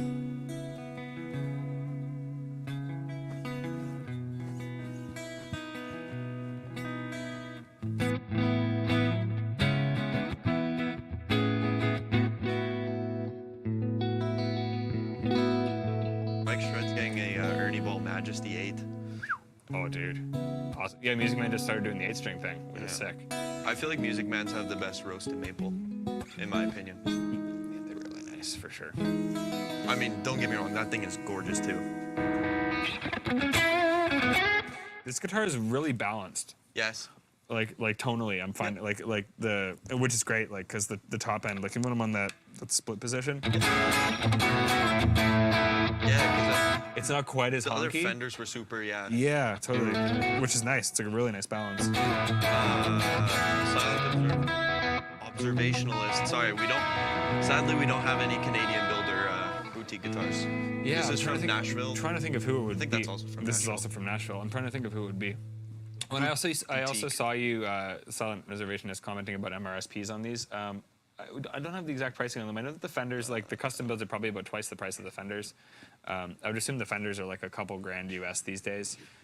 Yeah. Like for like an American Standard or an American Pro, I'd have to double check, but I know that they're over $2,000 in Canada now, which means they're probably somewhere around that. Yeah, you could probably get both of these gunmetal ones. Well, actually, the colors are decently rare, but like if you got like just a normal like black one or something, I'd say it would run you about 1,800 Canadian. I would say for an American, used, yeah, like an American Standard from the 90s. Yeah, they were selling for $2,000 when I Yeah. still worked at Quest, which is like 4 years ago.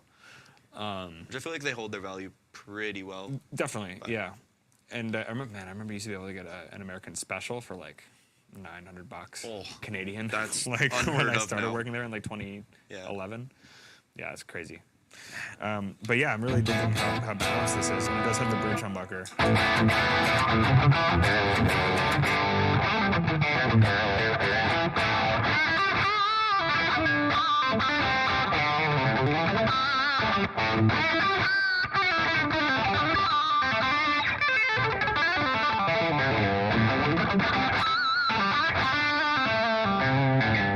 Oh man, So I you're should using the trem there. Back to what I forget who was asking, but Yeah, so I usually prefer, we were talking about this, I prefer my trem to be set up a little more floating. I saw you punching it, so then you Well, could. Oh, so- that one's floating? A little bit, barely. Yeah, So, and I don't know if this is like how everyone likes their setup, but my dad was telling me, and for anyone who doesn't know or may not, I feel like talking about it Best fairly often. luthier He was in on here, but Manitoba. he's always on a luthier. Or doesn't tech. build. He always says that. He's like, I'm not a luthier. Okay, I'm I sorry. don't build guitars. Jake, I'm sorry. If you guys know Jake, he's like, well, not a luthier. I'm sorry, Jake. But he is like, I sound biased to my dad, but like he's a phenomenal repair tech and bass player and human being. Yes. But the way he explained to me with the trem is you want, when you push back, quarter tone, half tone, full tone Oh. on each string. So na na na. So on this. Right, that's still flat, so I'd prefer for it to go up. Yeah, Right? Yeah. So going for, so I'll show you on how I have the Schecter Yep. setup is like that. And that to me is the right amount of play that if I want to hit it or do that, like there I was trying to go, right? Yep. So this isn't quite set up as steep as I would personally set it, but I just haven't spent time with all these guitars. Yeah, exactly. but that's, you know, different people. Like I know people who just like it set up flat so they can just kind of push down and use it, or like just barely so you can just get a bit of a wobble on it. Yeah. But I'm definitely more of a fan of like an actual float on a Strat for sure. Surprisingly, I've never seen anybody do that with like hitting it. But as soon as I saw you doing it, I was like, oh, he's hitting it because it's floating. Yeah. No. Never thought to do that. No, I mean you can. Like I'll show you once we get to the Yeah, yeah. guitar. But yeah, I don't know. Like, and that's just a matter of preference. It's not like I ever use it for that, but usually I'll have the bar on it. You can just do that. But even then, you know, if it's not set that high, I prefer to be able on this string to at least get a whole step up. Well, and then it's consistent too when you push down fully rather than pulling with the bar. Yeah, exactly. Yeah, that's exactly it. This other comment is called tuning intervals. Yes. Oh. There you I go. didn't even see that comment. That's awesome. And that was probably the link that you sent as well. Oh, Great. yes. Okay, so it's good to know that I mean, I generally trust what he says, but that's cool to know that that's actually a thing. And I think feel-wise, that's kind of where I prefer it to sit as well. Yeah. So, yeah. Interesting. Really cool. That's Smash fun. the like button, guys. Smasher. Anybody on their Smash. second beer or third beer or fourth beer? on Anything mine. else? I'm still on this Falcon Blonde. I've been nursing this one quite a I'm bit. nursing this one because it's a bit heavier. Yeah. If I drink it really fast, I'm going to have to go to the bathroom. Yeah, exactly. We know what happened last week when that happened. Not last week, week before. 3 weeks ago? Wasn't there that? Anyone ever leave the microphone on when you go to the bathroom? That was a while ago. That was when, Because yeah. I've done that. Yeah. Yeah, so do we prefer boutique to just Fender or Yeah, what do how you we guys feel like? Do you guys think you can get by with just like do you like just the standard Fender Strat, or do you guys think there's a lot of value in getting a boutique Strat if you're after that thing? And I think my answer and your answer is probably depends on your situation. If you want something Yes. custom built to your specs, Yes. great. But can you get by with just the stock model? I think I probably could. I could probably get by with the stock model, but Yeah. it's nice having a boutique one that actually feels ridiculously comfortable. Yeah. Jonathan, you're right. People living in the States have a lot more access to this stuff. Even bringing stuff into Canada, you get railed on taxes. Yep. So, yeah. Wormuth. Yeah, honestly, man. Wormuth makes great parts and spec out a great guitar with Wormuth stuff. Yep. Yeah. They make really good, like, just blank necks. Still morning here, but a beer sounds good. Oh, you'll get there. Oh, breakfast beer. Nice, yeah. Caesars. That's just a Canadian thing. How many people outside of Canada have drank a Caesar, and are you jealous that you don't have them where you live? Oh, no, you guys are lucky. What? No, you're still a kid. Had a Caesar. You'll grow out of that. You remember that, Manny? I don't know if I do. When But we were Caesars at are great. Country Oh yeah, I Fest. do remember. Yeah, Yeah. we were at Country Fest and we were doing the beer and gear live stream, and I tried it even though I didn't like tomatoes. Oh, was that the premixed one? Yeah. Oh, you need like monster. You need a real. You need to try real Caesar. made. You need a real Caesar Yeah. made on the rocks, like with I don't with like the rim. tomatoes. So I don't good. either. I hate tomatoes. Oh. They're my least favorite vegetable. Well, there we go. By far, tomatoes suck. Vegetables suck, guys. Solo guitars. Yes, solo guitars. Oh, there you go.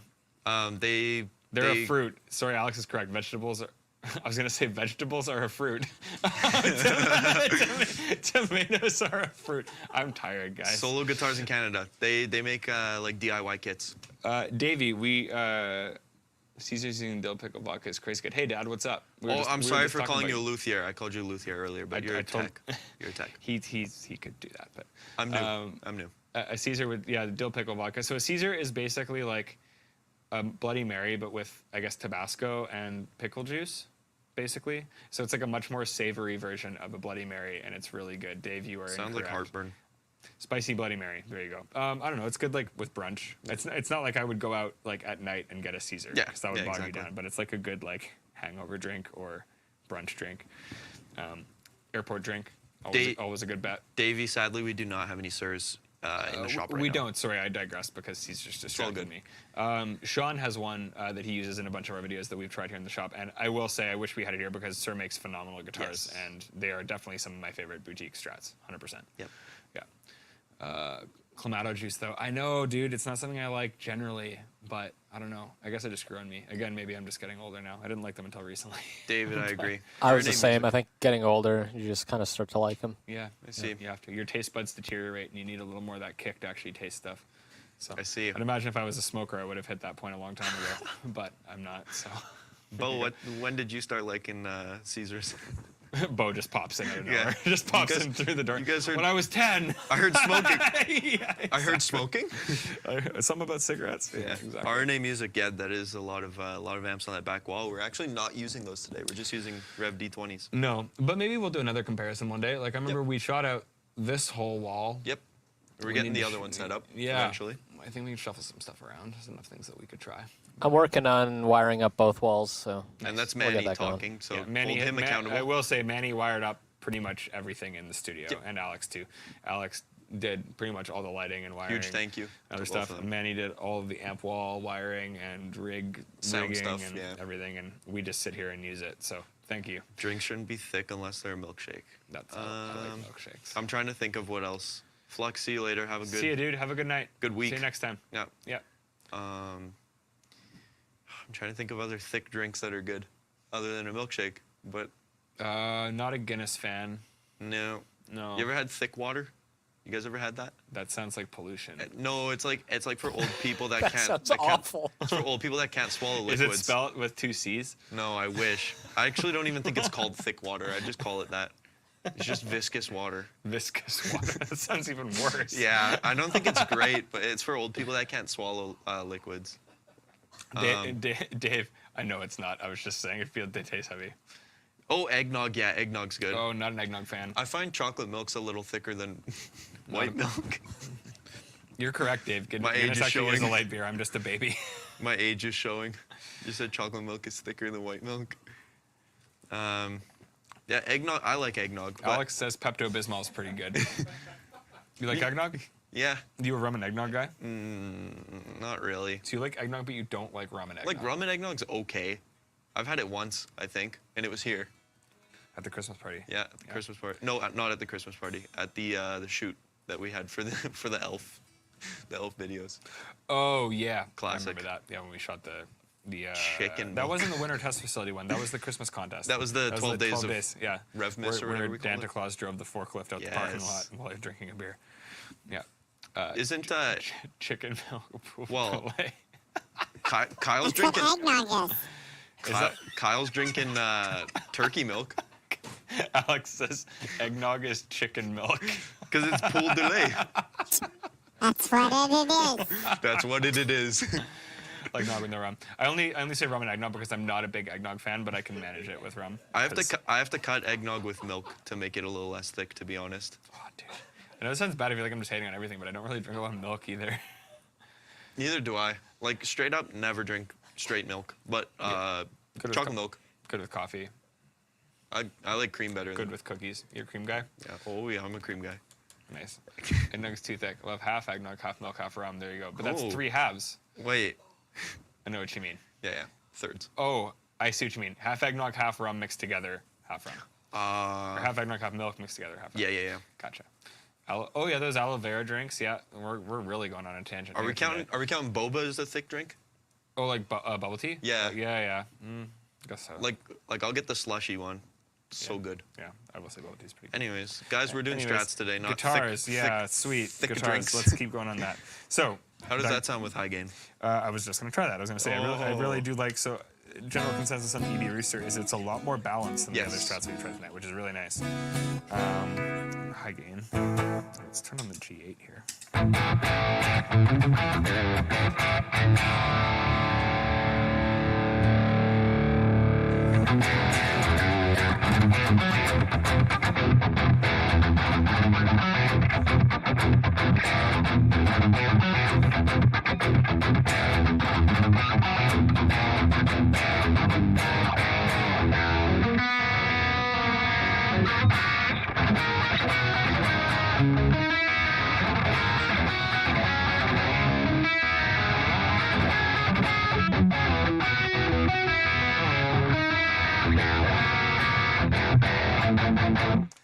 Yeah, I love that. Sounds good. Sounds awesome. I'm a big fan of like fairly low output pickups in general. Yep. And like the balance on these pickups works really nice for just like this. Nothing's popping too much. It's really nice and balanced.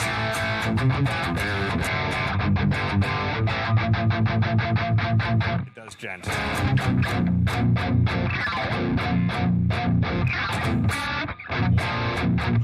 Manny, start singing. Let's go. Start screaming. Manny, get the China symbol.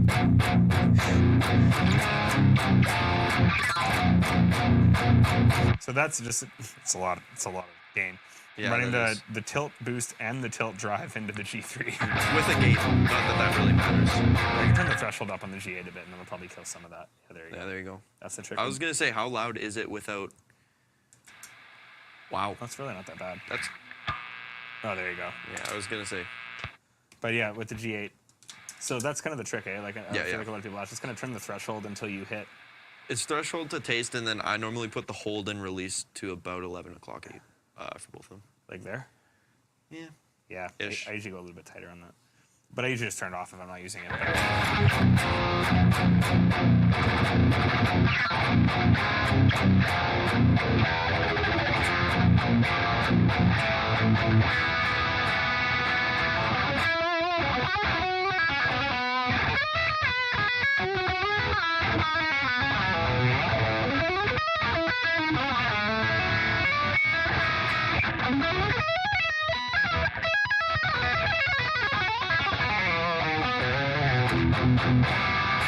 Yeah.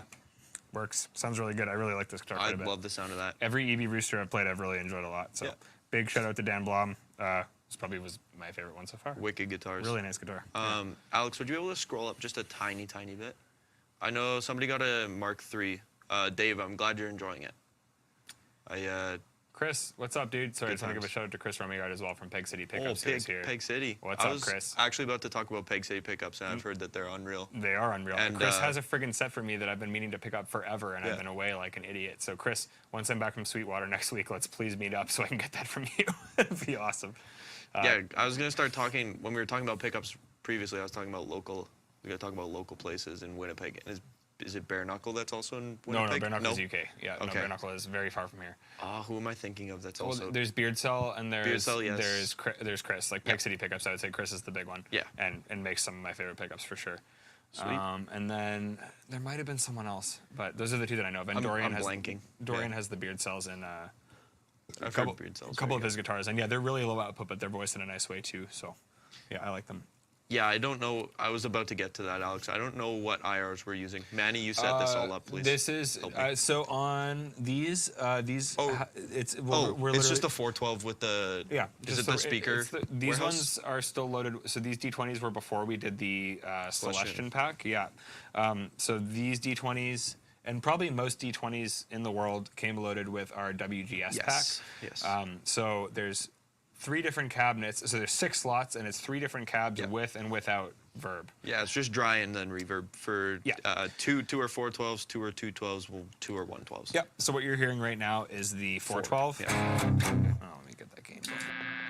I remember using the G3 with the tilt boost. So this is the 412.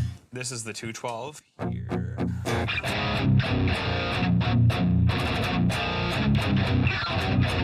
And this is the 112. Which always surprises me. Yeah. I like it.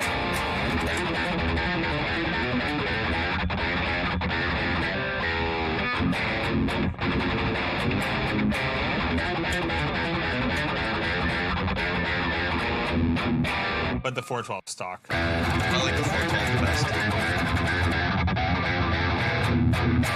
And the 112 also sounds really nice too. Totally. But yeah, and then we also put out the Rev Celestion pack with 2 notes, Yeah. which is like some of my favorites as well. The V30 captures we got on those are really, really nice. Yeah. So, yeah. All right. What other? What do we got do here? we Let's got here? look at some comments here. What do we got? I use both. No need to choose any one or the other. Why limit your exactly? Why limit yourself? That is absolutely it. What everyone likes best. That's also it. Message you when you get inside. Yeah, for sure, man. I should be back. I guess in the next week I'll reach out to you because I definitely want to get together, Chris. Like I'm sorry I've been flying around so much, but I'm really, really stoked to try those out for sure. Sorry, Alex, you can go down there a bit. I wish BKP was in Winnipeg too. Then I wouldn't have to pay a ridiculous amount of tax to get them here. Got quite a few guitars. We're talking about scale lengths here. Yeah, do you guys have a scale length you prefer? I definitely prefer longer scale when I can get away with it, just because I like more string tension. But I prefer whatever is a Strat style, which is 24 and a half. I think so, or 24.75. Something like I that. honestly don't even remember offhand, but Whatever. I like Strat styles. yep. Totally. No, I'm definitely more of a Fender guy and always have been. Ever played a Puletti? No, I have not. I will look that up. I haven't either. No. Definitely will look that up. I haven't played many. How is that possible working here? I don't know. I always stick to the ones that I like. Yeah. And there's some that like we were pulling down as many strats as we could find, and I was looking at all these. Like Derek's got a Charvel that I've never seen, and like he's got a Schecter that I've never seen, and I think this is an 8-string, 7 or an 8. Oh no, it's the Cam 7. It's the Cam 7. We've used that one for a lot of demo videos. I've never seen it I've before. used that until we got that Jackson. I've literally used it for like every Rev 7-string demo because we have to use we like to use guitars that are like I play Aristides guitars and I play these Strats. But I definitely like, when we're doing dealer videos, we want to use guitars that are friendly to the people that are selling our products. So it's often been like, Schecters or Jacksons or whatever we can find. Now we have Terry's Jackson with the Evertune here, so that's what I'm going to use for pretty much all the heavy stuff. So, yeah. Strats are 25.5. That's what it is. So a little more than a Les Paul. That is definitely what I prefer then. I know Dorian was talking about it. He doesn't like the longer scale length on Strats. He likes the Les Paul. Dorian is through and through a Gibson guy. Yes, 100%. I don't think there's any arguing with him at all. Seafoam green, it has to sound good. Yeah. Yeah, let's. So that's an American Schecter? Yeah, totally. So we've got. This is also an American Schecter. So these are. I guess we've got a few more. And there's another Schecter there too. We have these and one more, and we'll try those, and then that's all we brought up for today. But yeah, so I don't think if you've watched our channels, you're probably no stranger to us using these. Absolutely. These are the Schecter Nick Johnson signatures, and I've had the pleasure of touring with Nick a couple times, and he is a really, really, really sweet guy and an absolutely monstrous musician. The first tour we did together, they were actually prototyping these. And it's really cool to just like see how popular they've become, and with like very just cause. Because I will say, we've played a lot of amazing guitars tonight, all of which I love and I would play under any circumstance. But these are probably my favorite Strats I've played ever. Yeah. And I'm not saying that as a joke. Like they're ridiculous. The USA Schecter stuff is just crazy. It's good. legit. And this guitar, in terms of, what it's, I mean, it's obviously a Strat, but like. It's very low output. Like there are some like the trem is obviously like a more modern trem, but like it is based on like a a vintage Strat, like really low output pickups. I love that there is only one tone knob. I was gonna say there's only 2 knobs here. I love that there tone. is only one tone knob because that makes so much more sense to me personally. And yeah, these are they all the Schecter pickups? I will say that's another thing too. Is Schecter's been killing it with their own pickups. Yeah. These are, I forget what the model is, but they're basically just like a low output single coil pickup. And I've been able to get gain tones with this guitar that like I can't really make sense of considering what is in this. Like there's just something about this guitar. But again, I've said many times, I'm a fan of lower output pickups because you can kind of push them more. Like your source isn't so hot that you don't have headroom on it. Yeah. You can kind of build on it. Yeah, exactly. And the way that these stack with other gain stages, it's just like they're so clean, they're so crisp. This guitar has the Wenge neck on it, which I've played Wenge before, and not a lot of them have really felt this good to me. So I don't want to say that Wenge is my favorite neck wood. I think I'm probably in general more of a maple fan. But with these guitars, the way these are built, like these necks are just unreal. It is more of like a modern C type neck. Yep. One thing I really do like that I think vintage instruments should have is the quick adjust truss rod. I was about to ask if you like that truss rod better. Big time. Yeah, I love having access to the front. Whether it's here or here, I just don't like having to take the neck off to adjust it. Yeah, exactly. Sure. But yeah, these are some of my favorites here. You've got the HSS model there. Yes, this is the HSS. I don't know what humbucker's in it, but I mean, this is Derek's favorite for a reason. Yeah, and this is my favorite too, for sure. Exactly. And that's not just because he told me that they were the best. Like I remember playing this for the first time, I was just like, oh my god, this thing is ridiculous. Yeah. They make Zach's guitars too. I'm assuming he's. Zach Wild's guitars. I was gonna say he's talking about Zach Wild. Yeah, they do. Yeah, they produce them. They're offshore though, so they'd be more similar to which we have. We'll take a look here, but we actually have the Diamond Series. Nick Johnson as well, which is the offshore model, which is like a fourth of the price. And it is definitely not a fourth of the guitar. These are really, really nice. I mean, don't get me wrong. The USA model is by far superior. But for the price that you pay for this, it's pretty crazy. So we'll get into this in a little bit there. But do you prefer the darker wood on this neck or the lighter wood on that one? On the fretboard? No, just on the neck itself, like compared to see how this one's much darker. I feel like that's because Derek uses Cheetos on it. Probably that's probably what it It's is. just gotten greasier. I will say, and I've said this to Derek too, when I have the choice to be an HSS, like I'll probably go with that. But this specific guitar, Yep. like this to me feels better than that one, Yep. and they're the same guitar. So I don't know. There's something about this specific one to me that really stuck with me. So yeah. I only go for the look of the guitars, to be honest. Like for neck wood and stuff. Yeah. I just like the look of them. That's what I go for. Yeah, I try to be impartial if something feels good. Like I don't want to try to like preemptively convince myself that I will or will not like something. Yeah. Like you want to go into it like that. But this is one of those things where I went into it with no expectation, and it like I mean Yeah. it is revs, but I have this guitar at home. Yeah. Like this guitar stays at home with me unless we need it, and I use it for a lot of stuff. So Cheesy Angel Dust TM. The Korean ones are fantastic. Yeah, The one we have is Indonesian. Is it Indonesian Yes. or is it Korean? It said Indonesia on it. Yeah, it is. But the Korean Schecters also are good too. I didn't know they made Korean Schecters. They did for a while. I don't know if they still do, but they definitely did. And I think they were made in the same factory as some of the LTDs and some of the Courts. And like Sweet. so Court for a while was Yep. manufacturing all of those. Yep. But yeah, like for the price point, like it's kind of hard to beat what they're doing for the Yeah. offshore stuff. Like even relative, I mean, the Ibanez stuff I think is pretty close price wise, but a little bit more. Like for the price of the Schecters, like Aaron Marshall just put out his signature Yes, with Schecter. I saw that. And dude, like you get a Wenge neck for under $1,500. That feels amazing, and it's like the hardware is great. Like it's Yeah. such a killer guitar, and I think that was a really good move to go with a guitar that was like accessible to everyone. Yeah. And not just like, and that's what I think is sweet with Nick. He has like the USA model, and then they have the offshore, which is like a more approachable version of that. So, who's to say that Aaron won't do that someday? But yeah, definitely check out the new Schecter Sig as well. Yeah, definitely. Yeah. Let's hear it. Yeah, sure. So In let me tune it quick. I guess I should have done that. no worries. I will say I came home from tour and this guitar was in a case. Like I always put my guitars in cases Yep. when I go away, just because my room humidity might get screwed up. But this thing was still in tune when I took it out of the case. So if there's anything to be said about Wenge necks, Yeah. they are stable. Just because Pooh Ninja said Zach Wild, I'll play No More Tears. Do it.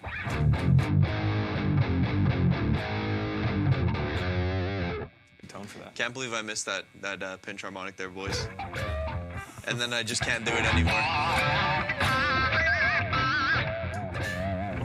Wow, I really sound like a beginner now. It's okay. Oh, bud. Are you new, bro? There we go. So yeah, I need the Bluesman that's home for me. Need more output. Or I need to learn how to play different guitars. So yeah, this That sounds is, awesome.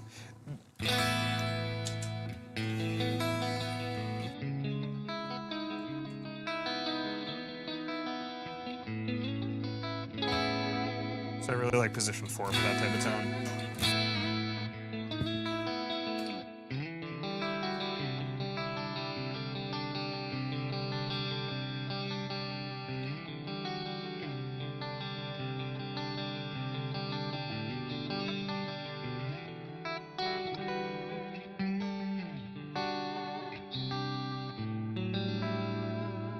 To me, just like the way that this feels is like exactly how I want it. Like, Yeah. it sounds dumb to say, but like it just sounds how I want it to. Like it just responds how I want it to respond. And I think that's for me what really sold me on this guitar. It's like dynamically.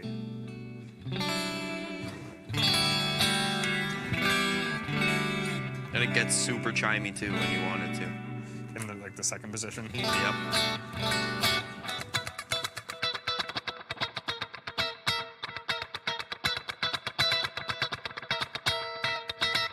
That's That reverb's going ham. I know. I was trying to time it, but it didn't work.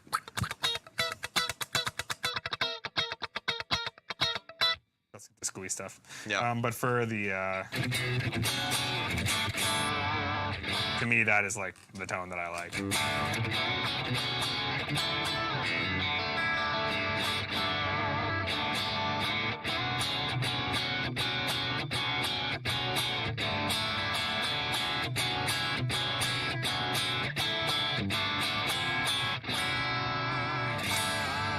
Like it's spanky and it has that twang, but it's still really balanced.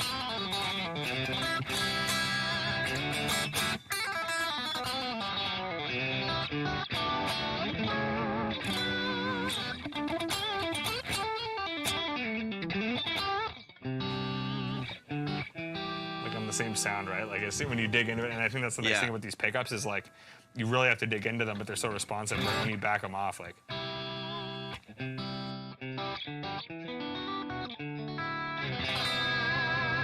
So, Yep. So It's all in the hands. Well, I mean, having I'm just kidding. having something that's not like here Yep. when you can't bring it down, you know, like being able to bring, like Dorian explained it to me really well when we were mixing, is like if you take away all your headroom on your input source, you don't really have anywhere to go. Yep. Like you want to leave yourself room to push more. Yep. And this guitar really does that. Like it's there, it's always responsive, but like when you really dig into it, it picks up on it. Yeah, those pickups are super dynamic. Yeah, for sure. They really. The USS HSS model does not have a pickup split, actually. No. I haven't opened it up to see if it's 4-wire or 2-wire pickups, so we might be able to wire a split into them. We'll see. I could pull this knob off if you want. See what it does. I think the origin of the grand scheme of things. Oh, I was reading that. Can you go back up for 1 second, Alex? Sorry about that. Yeah, right there. I think the origin of the grand scheme of things is a little Dude. different. The differences for sure, but they're getting smaller and smaller every year. Absolutely. Yeah, offshore guitars are getting much better. Does it split? Oh, it does. Guys, But I isn't thought it- I broke it, but I pulled it There you go. and splits. I bet you Derek didn't know it did that. I didn't know And it did that I didn't either because I didn't think it was in the tone knob. Well, it's hard to grab, to be honest. Dude, I will say it would be nice to get like a button for that. I'm actually like, You're actually. I'm trying. not Put your pick- doing put your- this. Put your pick under it. Yeah, but that's not very. Oh, you can't do that quickly.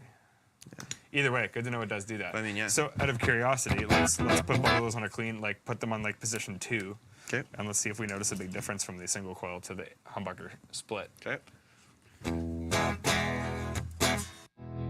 Yeah, definitely more top end.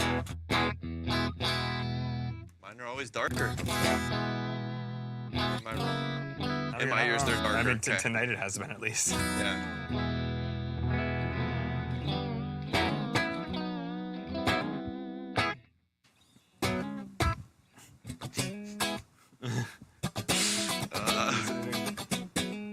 So, that's great. I love that. The sound. Wait, are you on? Oh, that's why I was on position 5. Push are so much better than push pull. Yeah, for sure. Definitely a big agree there, Mark. Yeah. So whoever was asking, yes, push pull. Was it Robbie that was asking? Robbie, wow, you lied right to my face. Oh, you filed your knob so that you can pull it easier. Yeah. Okay, yeah. Because these are slippery, which I would be curious to see how the red, or no, sorry, not the red one. What was the one? The white. The Was it the white one with the, like- the noiseless Fender with the button? Yeah, but does it have this? Like if it was a pull, like a push pull, if it was that like kind Oh of. no, it's the same thing. If anything, I Okay. feel like you're slipping off sooner. I would say, like a switch, when but- I know he only did this to cheat it, but I got my dad to wire a coil split, and I had an HH Strat, and it had 2 conductor pickups, so he basically wired a switch that just grounded one of the sides of the Yeah. pickup, since you can't actually split a 4-conductor pickup, and it actually worked perfectly. Sweet. But having a switch to just hit that, as opposed to like pulling up a knob, was like super sick. So I definitely think when it's possible to like have a switch to activate that, Yeah. much more favorable than having to pull on it. For I sure. mean, there are certain knobs that also you can just pull way easier, yeah. but I mean, that's wild that I think like that we found that out. You're a genius, Luke. Well, I was like, let's break it. Let's break it. And Let's it- fucking Actually break fix it. Yeah. I hope nobody noticed while I was plugging this in. I was trying to plug it in here because I wasn't looking, and that's how most Strats are. Is the input jack's right here. And I was like, Dude, I like the side mount though. That's one thing two things I really like about this guitar. Yeah. No tone knob and side mount Yeah. jack, because then I can use a right angle and it doesn't look stupid. yeah. Now, do you Yeah. prefer? I know my 7-string that I used to have, the Jackson, the input jack on it was upside down, so it went in like this way, and it was hollowed out. It went in like that. I've seen those before too. Yeah. Yeah. You actually That's told my dad to buy that one, I think. Which one was it? A Quest? The monk. No, it was like the monkey 7-string. Oh yeah. the green I one. remember he asked me about that. He was looking for a 7-string for you. Yeah. And the price he got on was great. Yeah. Oh yeah, Yeah. big time. Yeah. I sold that thing though. Yeah. Don't like 7-strings. I do like them when they work, but I will say I've been playing much more 6-string these days. But Yeah. yeah. So quickly, I guess this is the last guitar we have here. I'm gonna grab the Diamond Series Strat. 'Kay. Do you want to take this one? Sure. Or wait, Try that's an it. HSS. No, let's compare those two. Oh, yeah, 'cause that one's also an Yeah, H. we'll compare the 2 HSS. Cool. So just so you guys know, in case you didn't figure out, this is my favorite Strat by far ever. Yeah. Yeah. What do you guys like? What have you preferred out of what we played tonight, and what do you guys like in general that we should try out? I know obviously Sir and Anderson are the ones that we don't have here that we want here, so that's like first on the list. And we've definitely tried lots of those, and I will say the Sir is up there with like the Schecters for sure, as are the Andersons. Like they're amazing guitars. But do you think it's really worth getting a custom built one, or do you think something like this offshore here, which also has one tone knob and a side mount jack? Is that one a coil split too? Give him 5 minutes to pull the knob. No, it is not. Interesting. Yeah. Which is okay. Protus has different pickups. It's fine. Yeah. I mean, get an HSS Strat of this caliber for whatever this is, $1,500 bucks. Yeah. Can't really complain. Unreal. The neck is different though. Yes. And no, these necks are not rosewood. These are, I forget what you said. The fingerboard I think is ebony. Yep. And the neck on this one is roasted maple. The neck on this one is wenge. Wenge, that's what I... Yeah, which is a little bit more hard than rosewood. Rosewood's fairly soft. Which I'm a sucker for, like, rosewood necks, like full rosewood necks, and then like a... Maple neck with a rosewood fingerboard's a nice balance, because the maple's very hard and like bright, whereas the fly's back. I know it's a different fly because they die every like 2 days, but the fly is back. Just laugh in its face, man. Yeah. We're gonna outlive it. We're gonna outlive the fly. Let's go. American Ultra would be your choice. Great guitar. Nice. I like that American Ultra. EB Rooster was sick, but he's a Schecter guy at heart. EB Rooster was definitely one of my favorites too. Split humbucker and center coil pickup actually have more differences than people would imagine. Let's unpack on that subject. Absolutely. Yes. Yeah, Chris, you'd be the guy to have on here, man. We got to get you down here to talk about it, man. Yes. Like, That would be awesome. I know we did it remotely, but it'd be really cool to actually get you on this stream to talk about that, bring down some of your pickups and different guitars that you have. That would be awesome. Yeah. Let's give these a little strum here. So this is the, just to refresh, this is the offshore Indonesian Nick Johnson model. Biggest difference to me, obviously, is the not wenge neck, and the neck is actually shaped differently. This neck is a little more of like a classic modern C, whereas this is a little more like the thinner profile that comes on a lot of the Schecters. But it feels great. Nice. And again, this guitar is about 1/4 of the cost of that guitar. So let's see. Let's see. Give that Now, a go. do you prefer more thinner necks or thicker necks? I like that, like kind of like a rounder, not thick, but like a modern C. Modern C would for sure be what I prefer. I like thicker necks, but my hands are also massive, so. You have fairly large hands, so I don't like the super thin necks.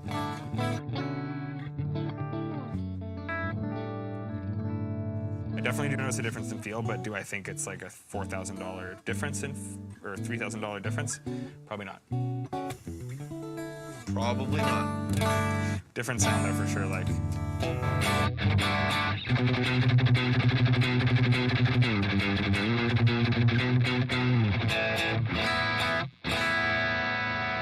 I think it's just that the top end is less like open, like less of a natural kind of top end. But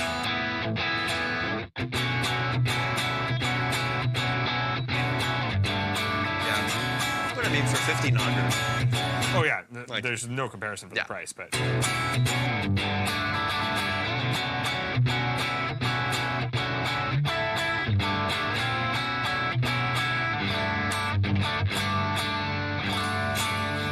I quickly switch for you just to get like a direct comparison?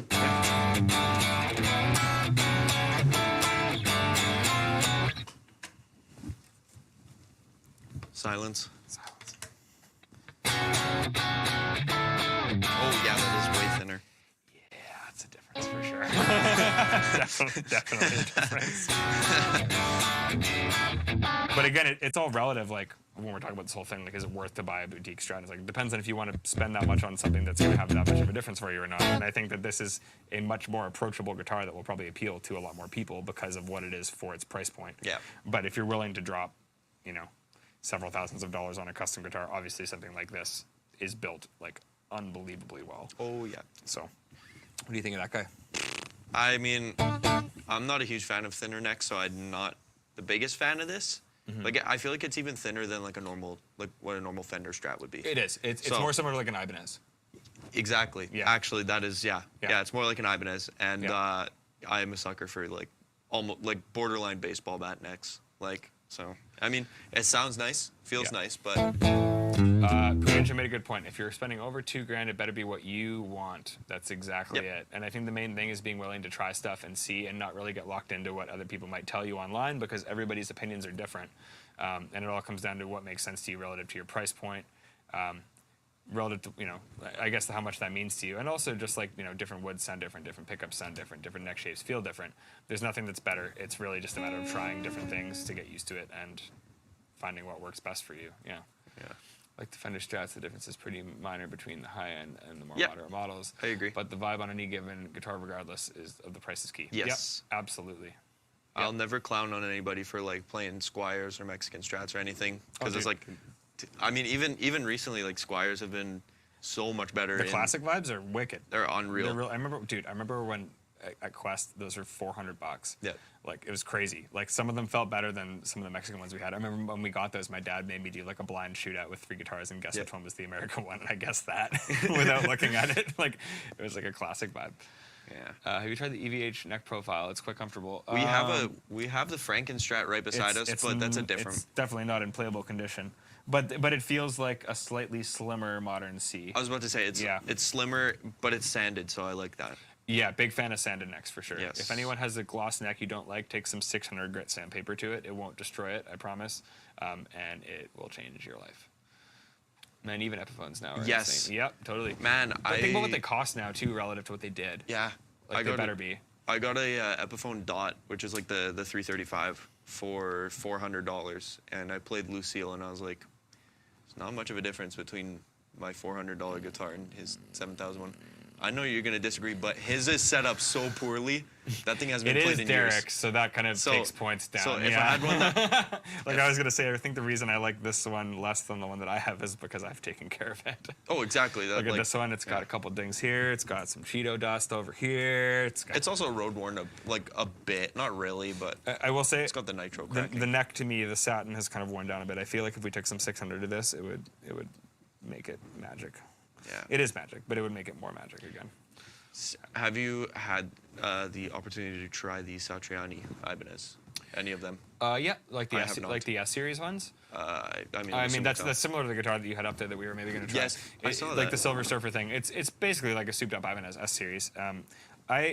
They're fantastic guitars. I'm not someone who personally has gotten along with Ibanez necks too well historically, just because I have like really long fingers and hands, and it's a little bit too flat. Yeah. Like I definitely have realized over time that I do like a bit of a rounder neck for that reason, and I feel like a lot of guys who have larger hands do. But I will say, like, undeniably great guitars for the price. Like they're super flexible. They're super ergonomic. They look sweet. And Ibanez does some of the, like, if it's like an Ibanez made Floyd, I would say they make some of the best Floyds that aren't actual Floyds. So like you get really good everything for the price of that, for sure. Even like the offshore Ibanez stuff too. Like I can't remember, like you remember like just those mahogany RGs that everyone had that were like $500. Like they rip. Like like Sean used those for like years, and like they sound amazing. Just like two like PAF style pickups with like a 5-way switch and like a solid mahogany body and a neck, and you're good to go. Those ones are hardtail too, which is sweet. So. Even the RG that we have in the testing room is pretty good. It's okay. Yeah, that's a Japanese one. That's a nice one for sure. It's one of the RG 550s. But same thing. It's like it's been in the shop enough that inevitably every 2 months it needs a setup. But that thing, considering that, has held up like extremely well. Yeah, so, definitely. Yeah, but sure. I love wider necks. Yeah. I love seafoam though. Like this color is unreal, in my opinion. Mark says the J Customs are among the best guitars I've ever tried, on par with Sir and Tom Anderson. I would agree with that. J Customs. It's like the really high end Japanese custom Ibanez. Okay. Or sorry. Is that what? I don't even know if they are anymore. But yeah, the J Customs are like a step above like their Prestige. They're above Prestige. Wow. Yeah, and they're very nice. Okay. I will say too, the AZ, which is like Ibanez's version of like a Super Strat, it does not have that type of neck. It has a neck more similar to what we like. You would like an Kraker's. Kraker has an yeah, AZ. yeah. That's what Scott has. Is the AZ 7-string. Yeah. And they're really nice guitars. For sure. I do like those quite a bit. And that's the thing, is like I love Ibanez as a company.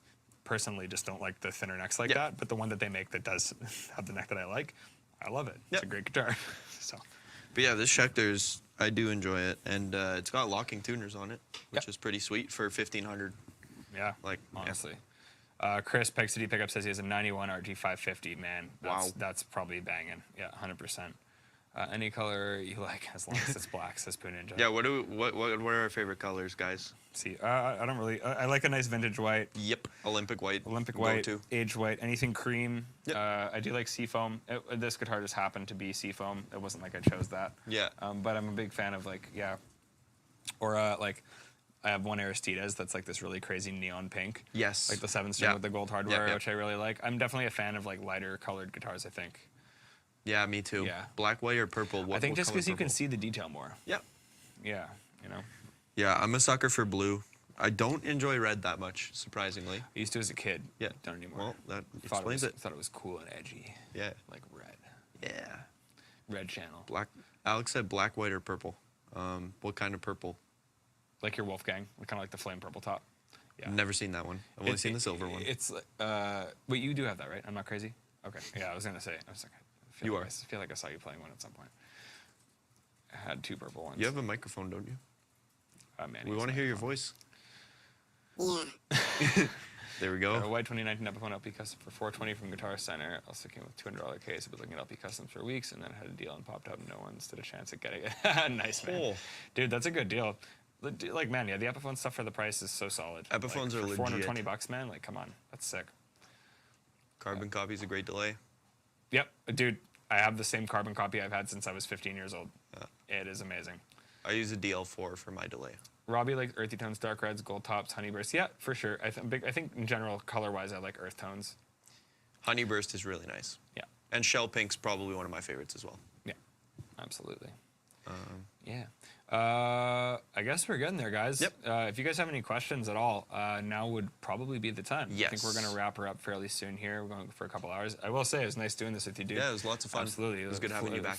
Thanks, man. Good to be on here with you. Nice to do. We'll have to do more of these together. But yeah, it definitely flew by, which is great. Thanks for Yeah. joining us. It was a whole bunch of fun. Alex says, what is the meaning of life? You can email Alex. I don't know what his email is, but you can tell him what the meaning of life is. Email Derek at revamps.com I was and gonna tell him to say. forward it to Alex. Yeah, exactly. Yeah. Oh, man. There's tilt hats on Sean's store. Oh, yeah. shit. Shopify. Thank you for No reading worries. the whiteboard. No worries. I appreciate Sean's Shopify store. I'm not sure what the link is, but it's. that. I think it's Sean Tubbs Music, perhaps. I Shopify. think. So Luke is keeping me on track, which is It's great. all good. We have been getting a lot of inquiries about the tilt hats. Yes. They're only available on Sean Tubbs Spotify. Shopify. Jeez. Why did they rip their names off? His Apple Music. Go to applemusic.com/Sean Tubbs Music. Derek, you spelled it revamps.com. He has his own domain. Yeah. Anyways, the tilt hats are available on Sean's Shopify store. Just search Sean Tubbs Shopify. It'll come up. It'll come up, yeah. Yeah, I believe it's Sean Tubbs Music. And he also has the signed tilt overdrives on there if anyone Yes. hasn't picked up a tilt and wants to grab a tilt. He has the signed ones there. Yes. And there are only a few left, I Yep. believe. So you might want to hop on that now. Oh, Alex is pulling it up. While you're on the Sean Tubbs kick, go check out his newest video on the tilt. Yes, Sean did a video, all clean tones with the tilt, which is cool because it's an overdrive pedal. Yep. Is it Sean Tubbs Music? Well, that'll take you to his actual website. But if you search up Shopify, or did you search up Shopify? Oh, you did. There you go. Oh. There you go. Tilt overdrive. Yeah, is that it? Yeah. Shopify.com/ Nice motorcycle. Is it Sean Tubbs Music? Guys, please help us. URL. Alex just posted the link. Oh, Alex posted it. Look at Look that. at that. Post it, fancy Alex. guy We're pulling using it up. The internet. Tilt OD trucker hat. There you go. He's actually going to send a link to the hat. There you go, guys. You want to pick up a Tilt OD trucker hat? Look no further. Alex Stobie has you covered. Let's go. That's the only hat my dad wears. Yeah, it is. It literally is the only hat my dad nice wears. hat. It is. It's a great hat. Really nice hat. Yeah. You guys are going to somewhere next week? Yeah, so Derek and I are going to Sweetwater next week. Kyle put in the notes to say that Derek will be back on the stream next week because he will not be, because him and I will be at Sweetwater. It's me and Bo. Just kidding. I don't know. Probably will be you and Bo. Yeah. You and Bo, or you and Brad, or Brad and Bo, or whoever. But anyways, we're going to Sweetwater, and I'm not going to say what it's for. Yeah, But secret. it's for a thing that's fun, and you'll learn about it soon. So keep an eye out for things that are fun that you want to learn about soon. Our newest product, the Rev G3. Best-selling new product out. Yeah. Yeah. But yeah, Derek and I will be at Sweetwater. I mean, the other option, I could see Derek wanting to do the stream from there, so it might not be as spiffy as this, but if you want to maybe see that, let us know. Otherwise, Luke will be back with one of the boys here. Or both of the boys will be back. Or both the boys. Dude, you guys could do like a 3-way stream. Ooh, threesome stream. Let's go. Can I say that? You did. It doesn't matter. Pastor's kid, by the way. Yeah, don't cross the streams. That is true. No, I don't want to do that. Rev G32. No, it's not that. But The G32. I don't know if we would do, like, we've talked about that, and it's like the G3 is still kind of doing well. Like, Yep. the G3 is still our top selling product. Like, Definitely. Like, continuously. And I think for that reason, it probably should just remain what it is. But who's to say?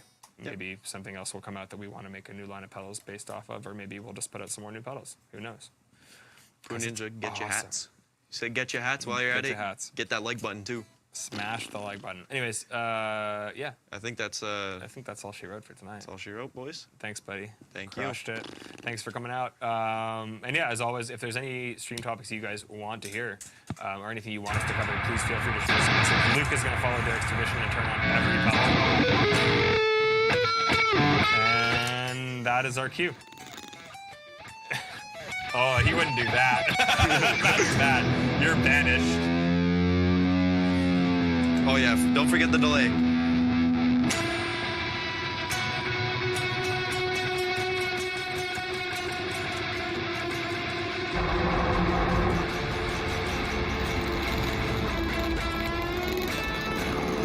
Ends on a double stop.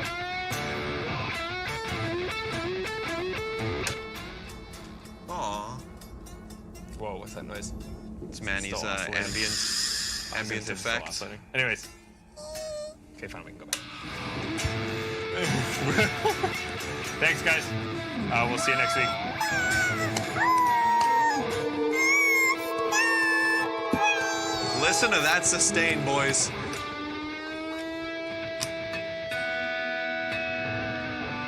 I'm not going to join in. You guys can have all your fun.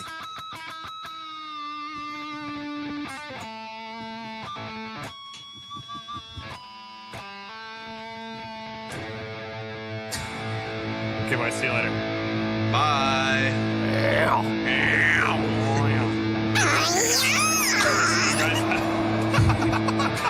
Let's see, you haven't found the end button since last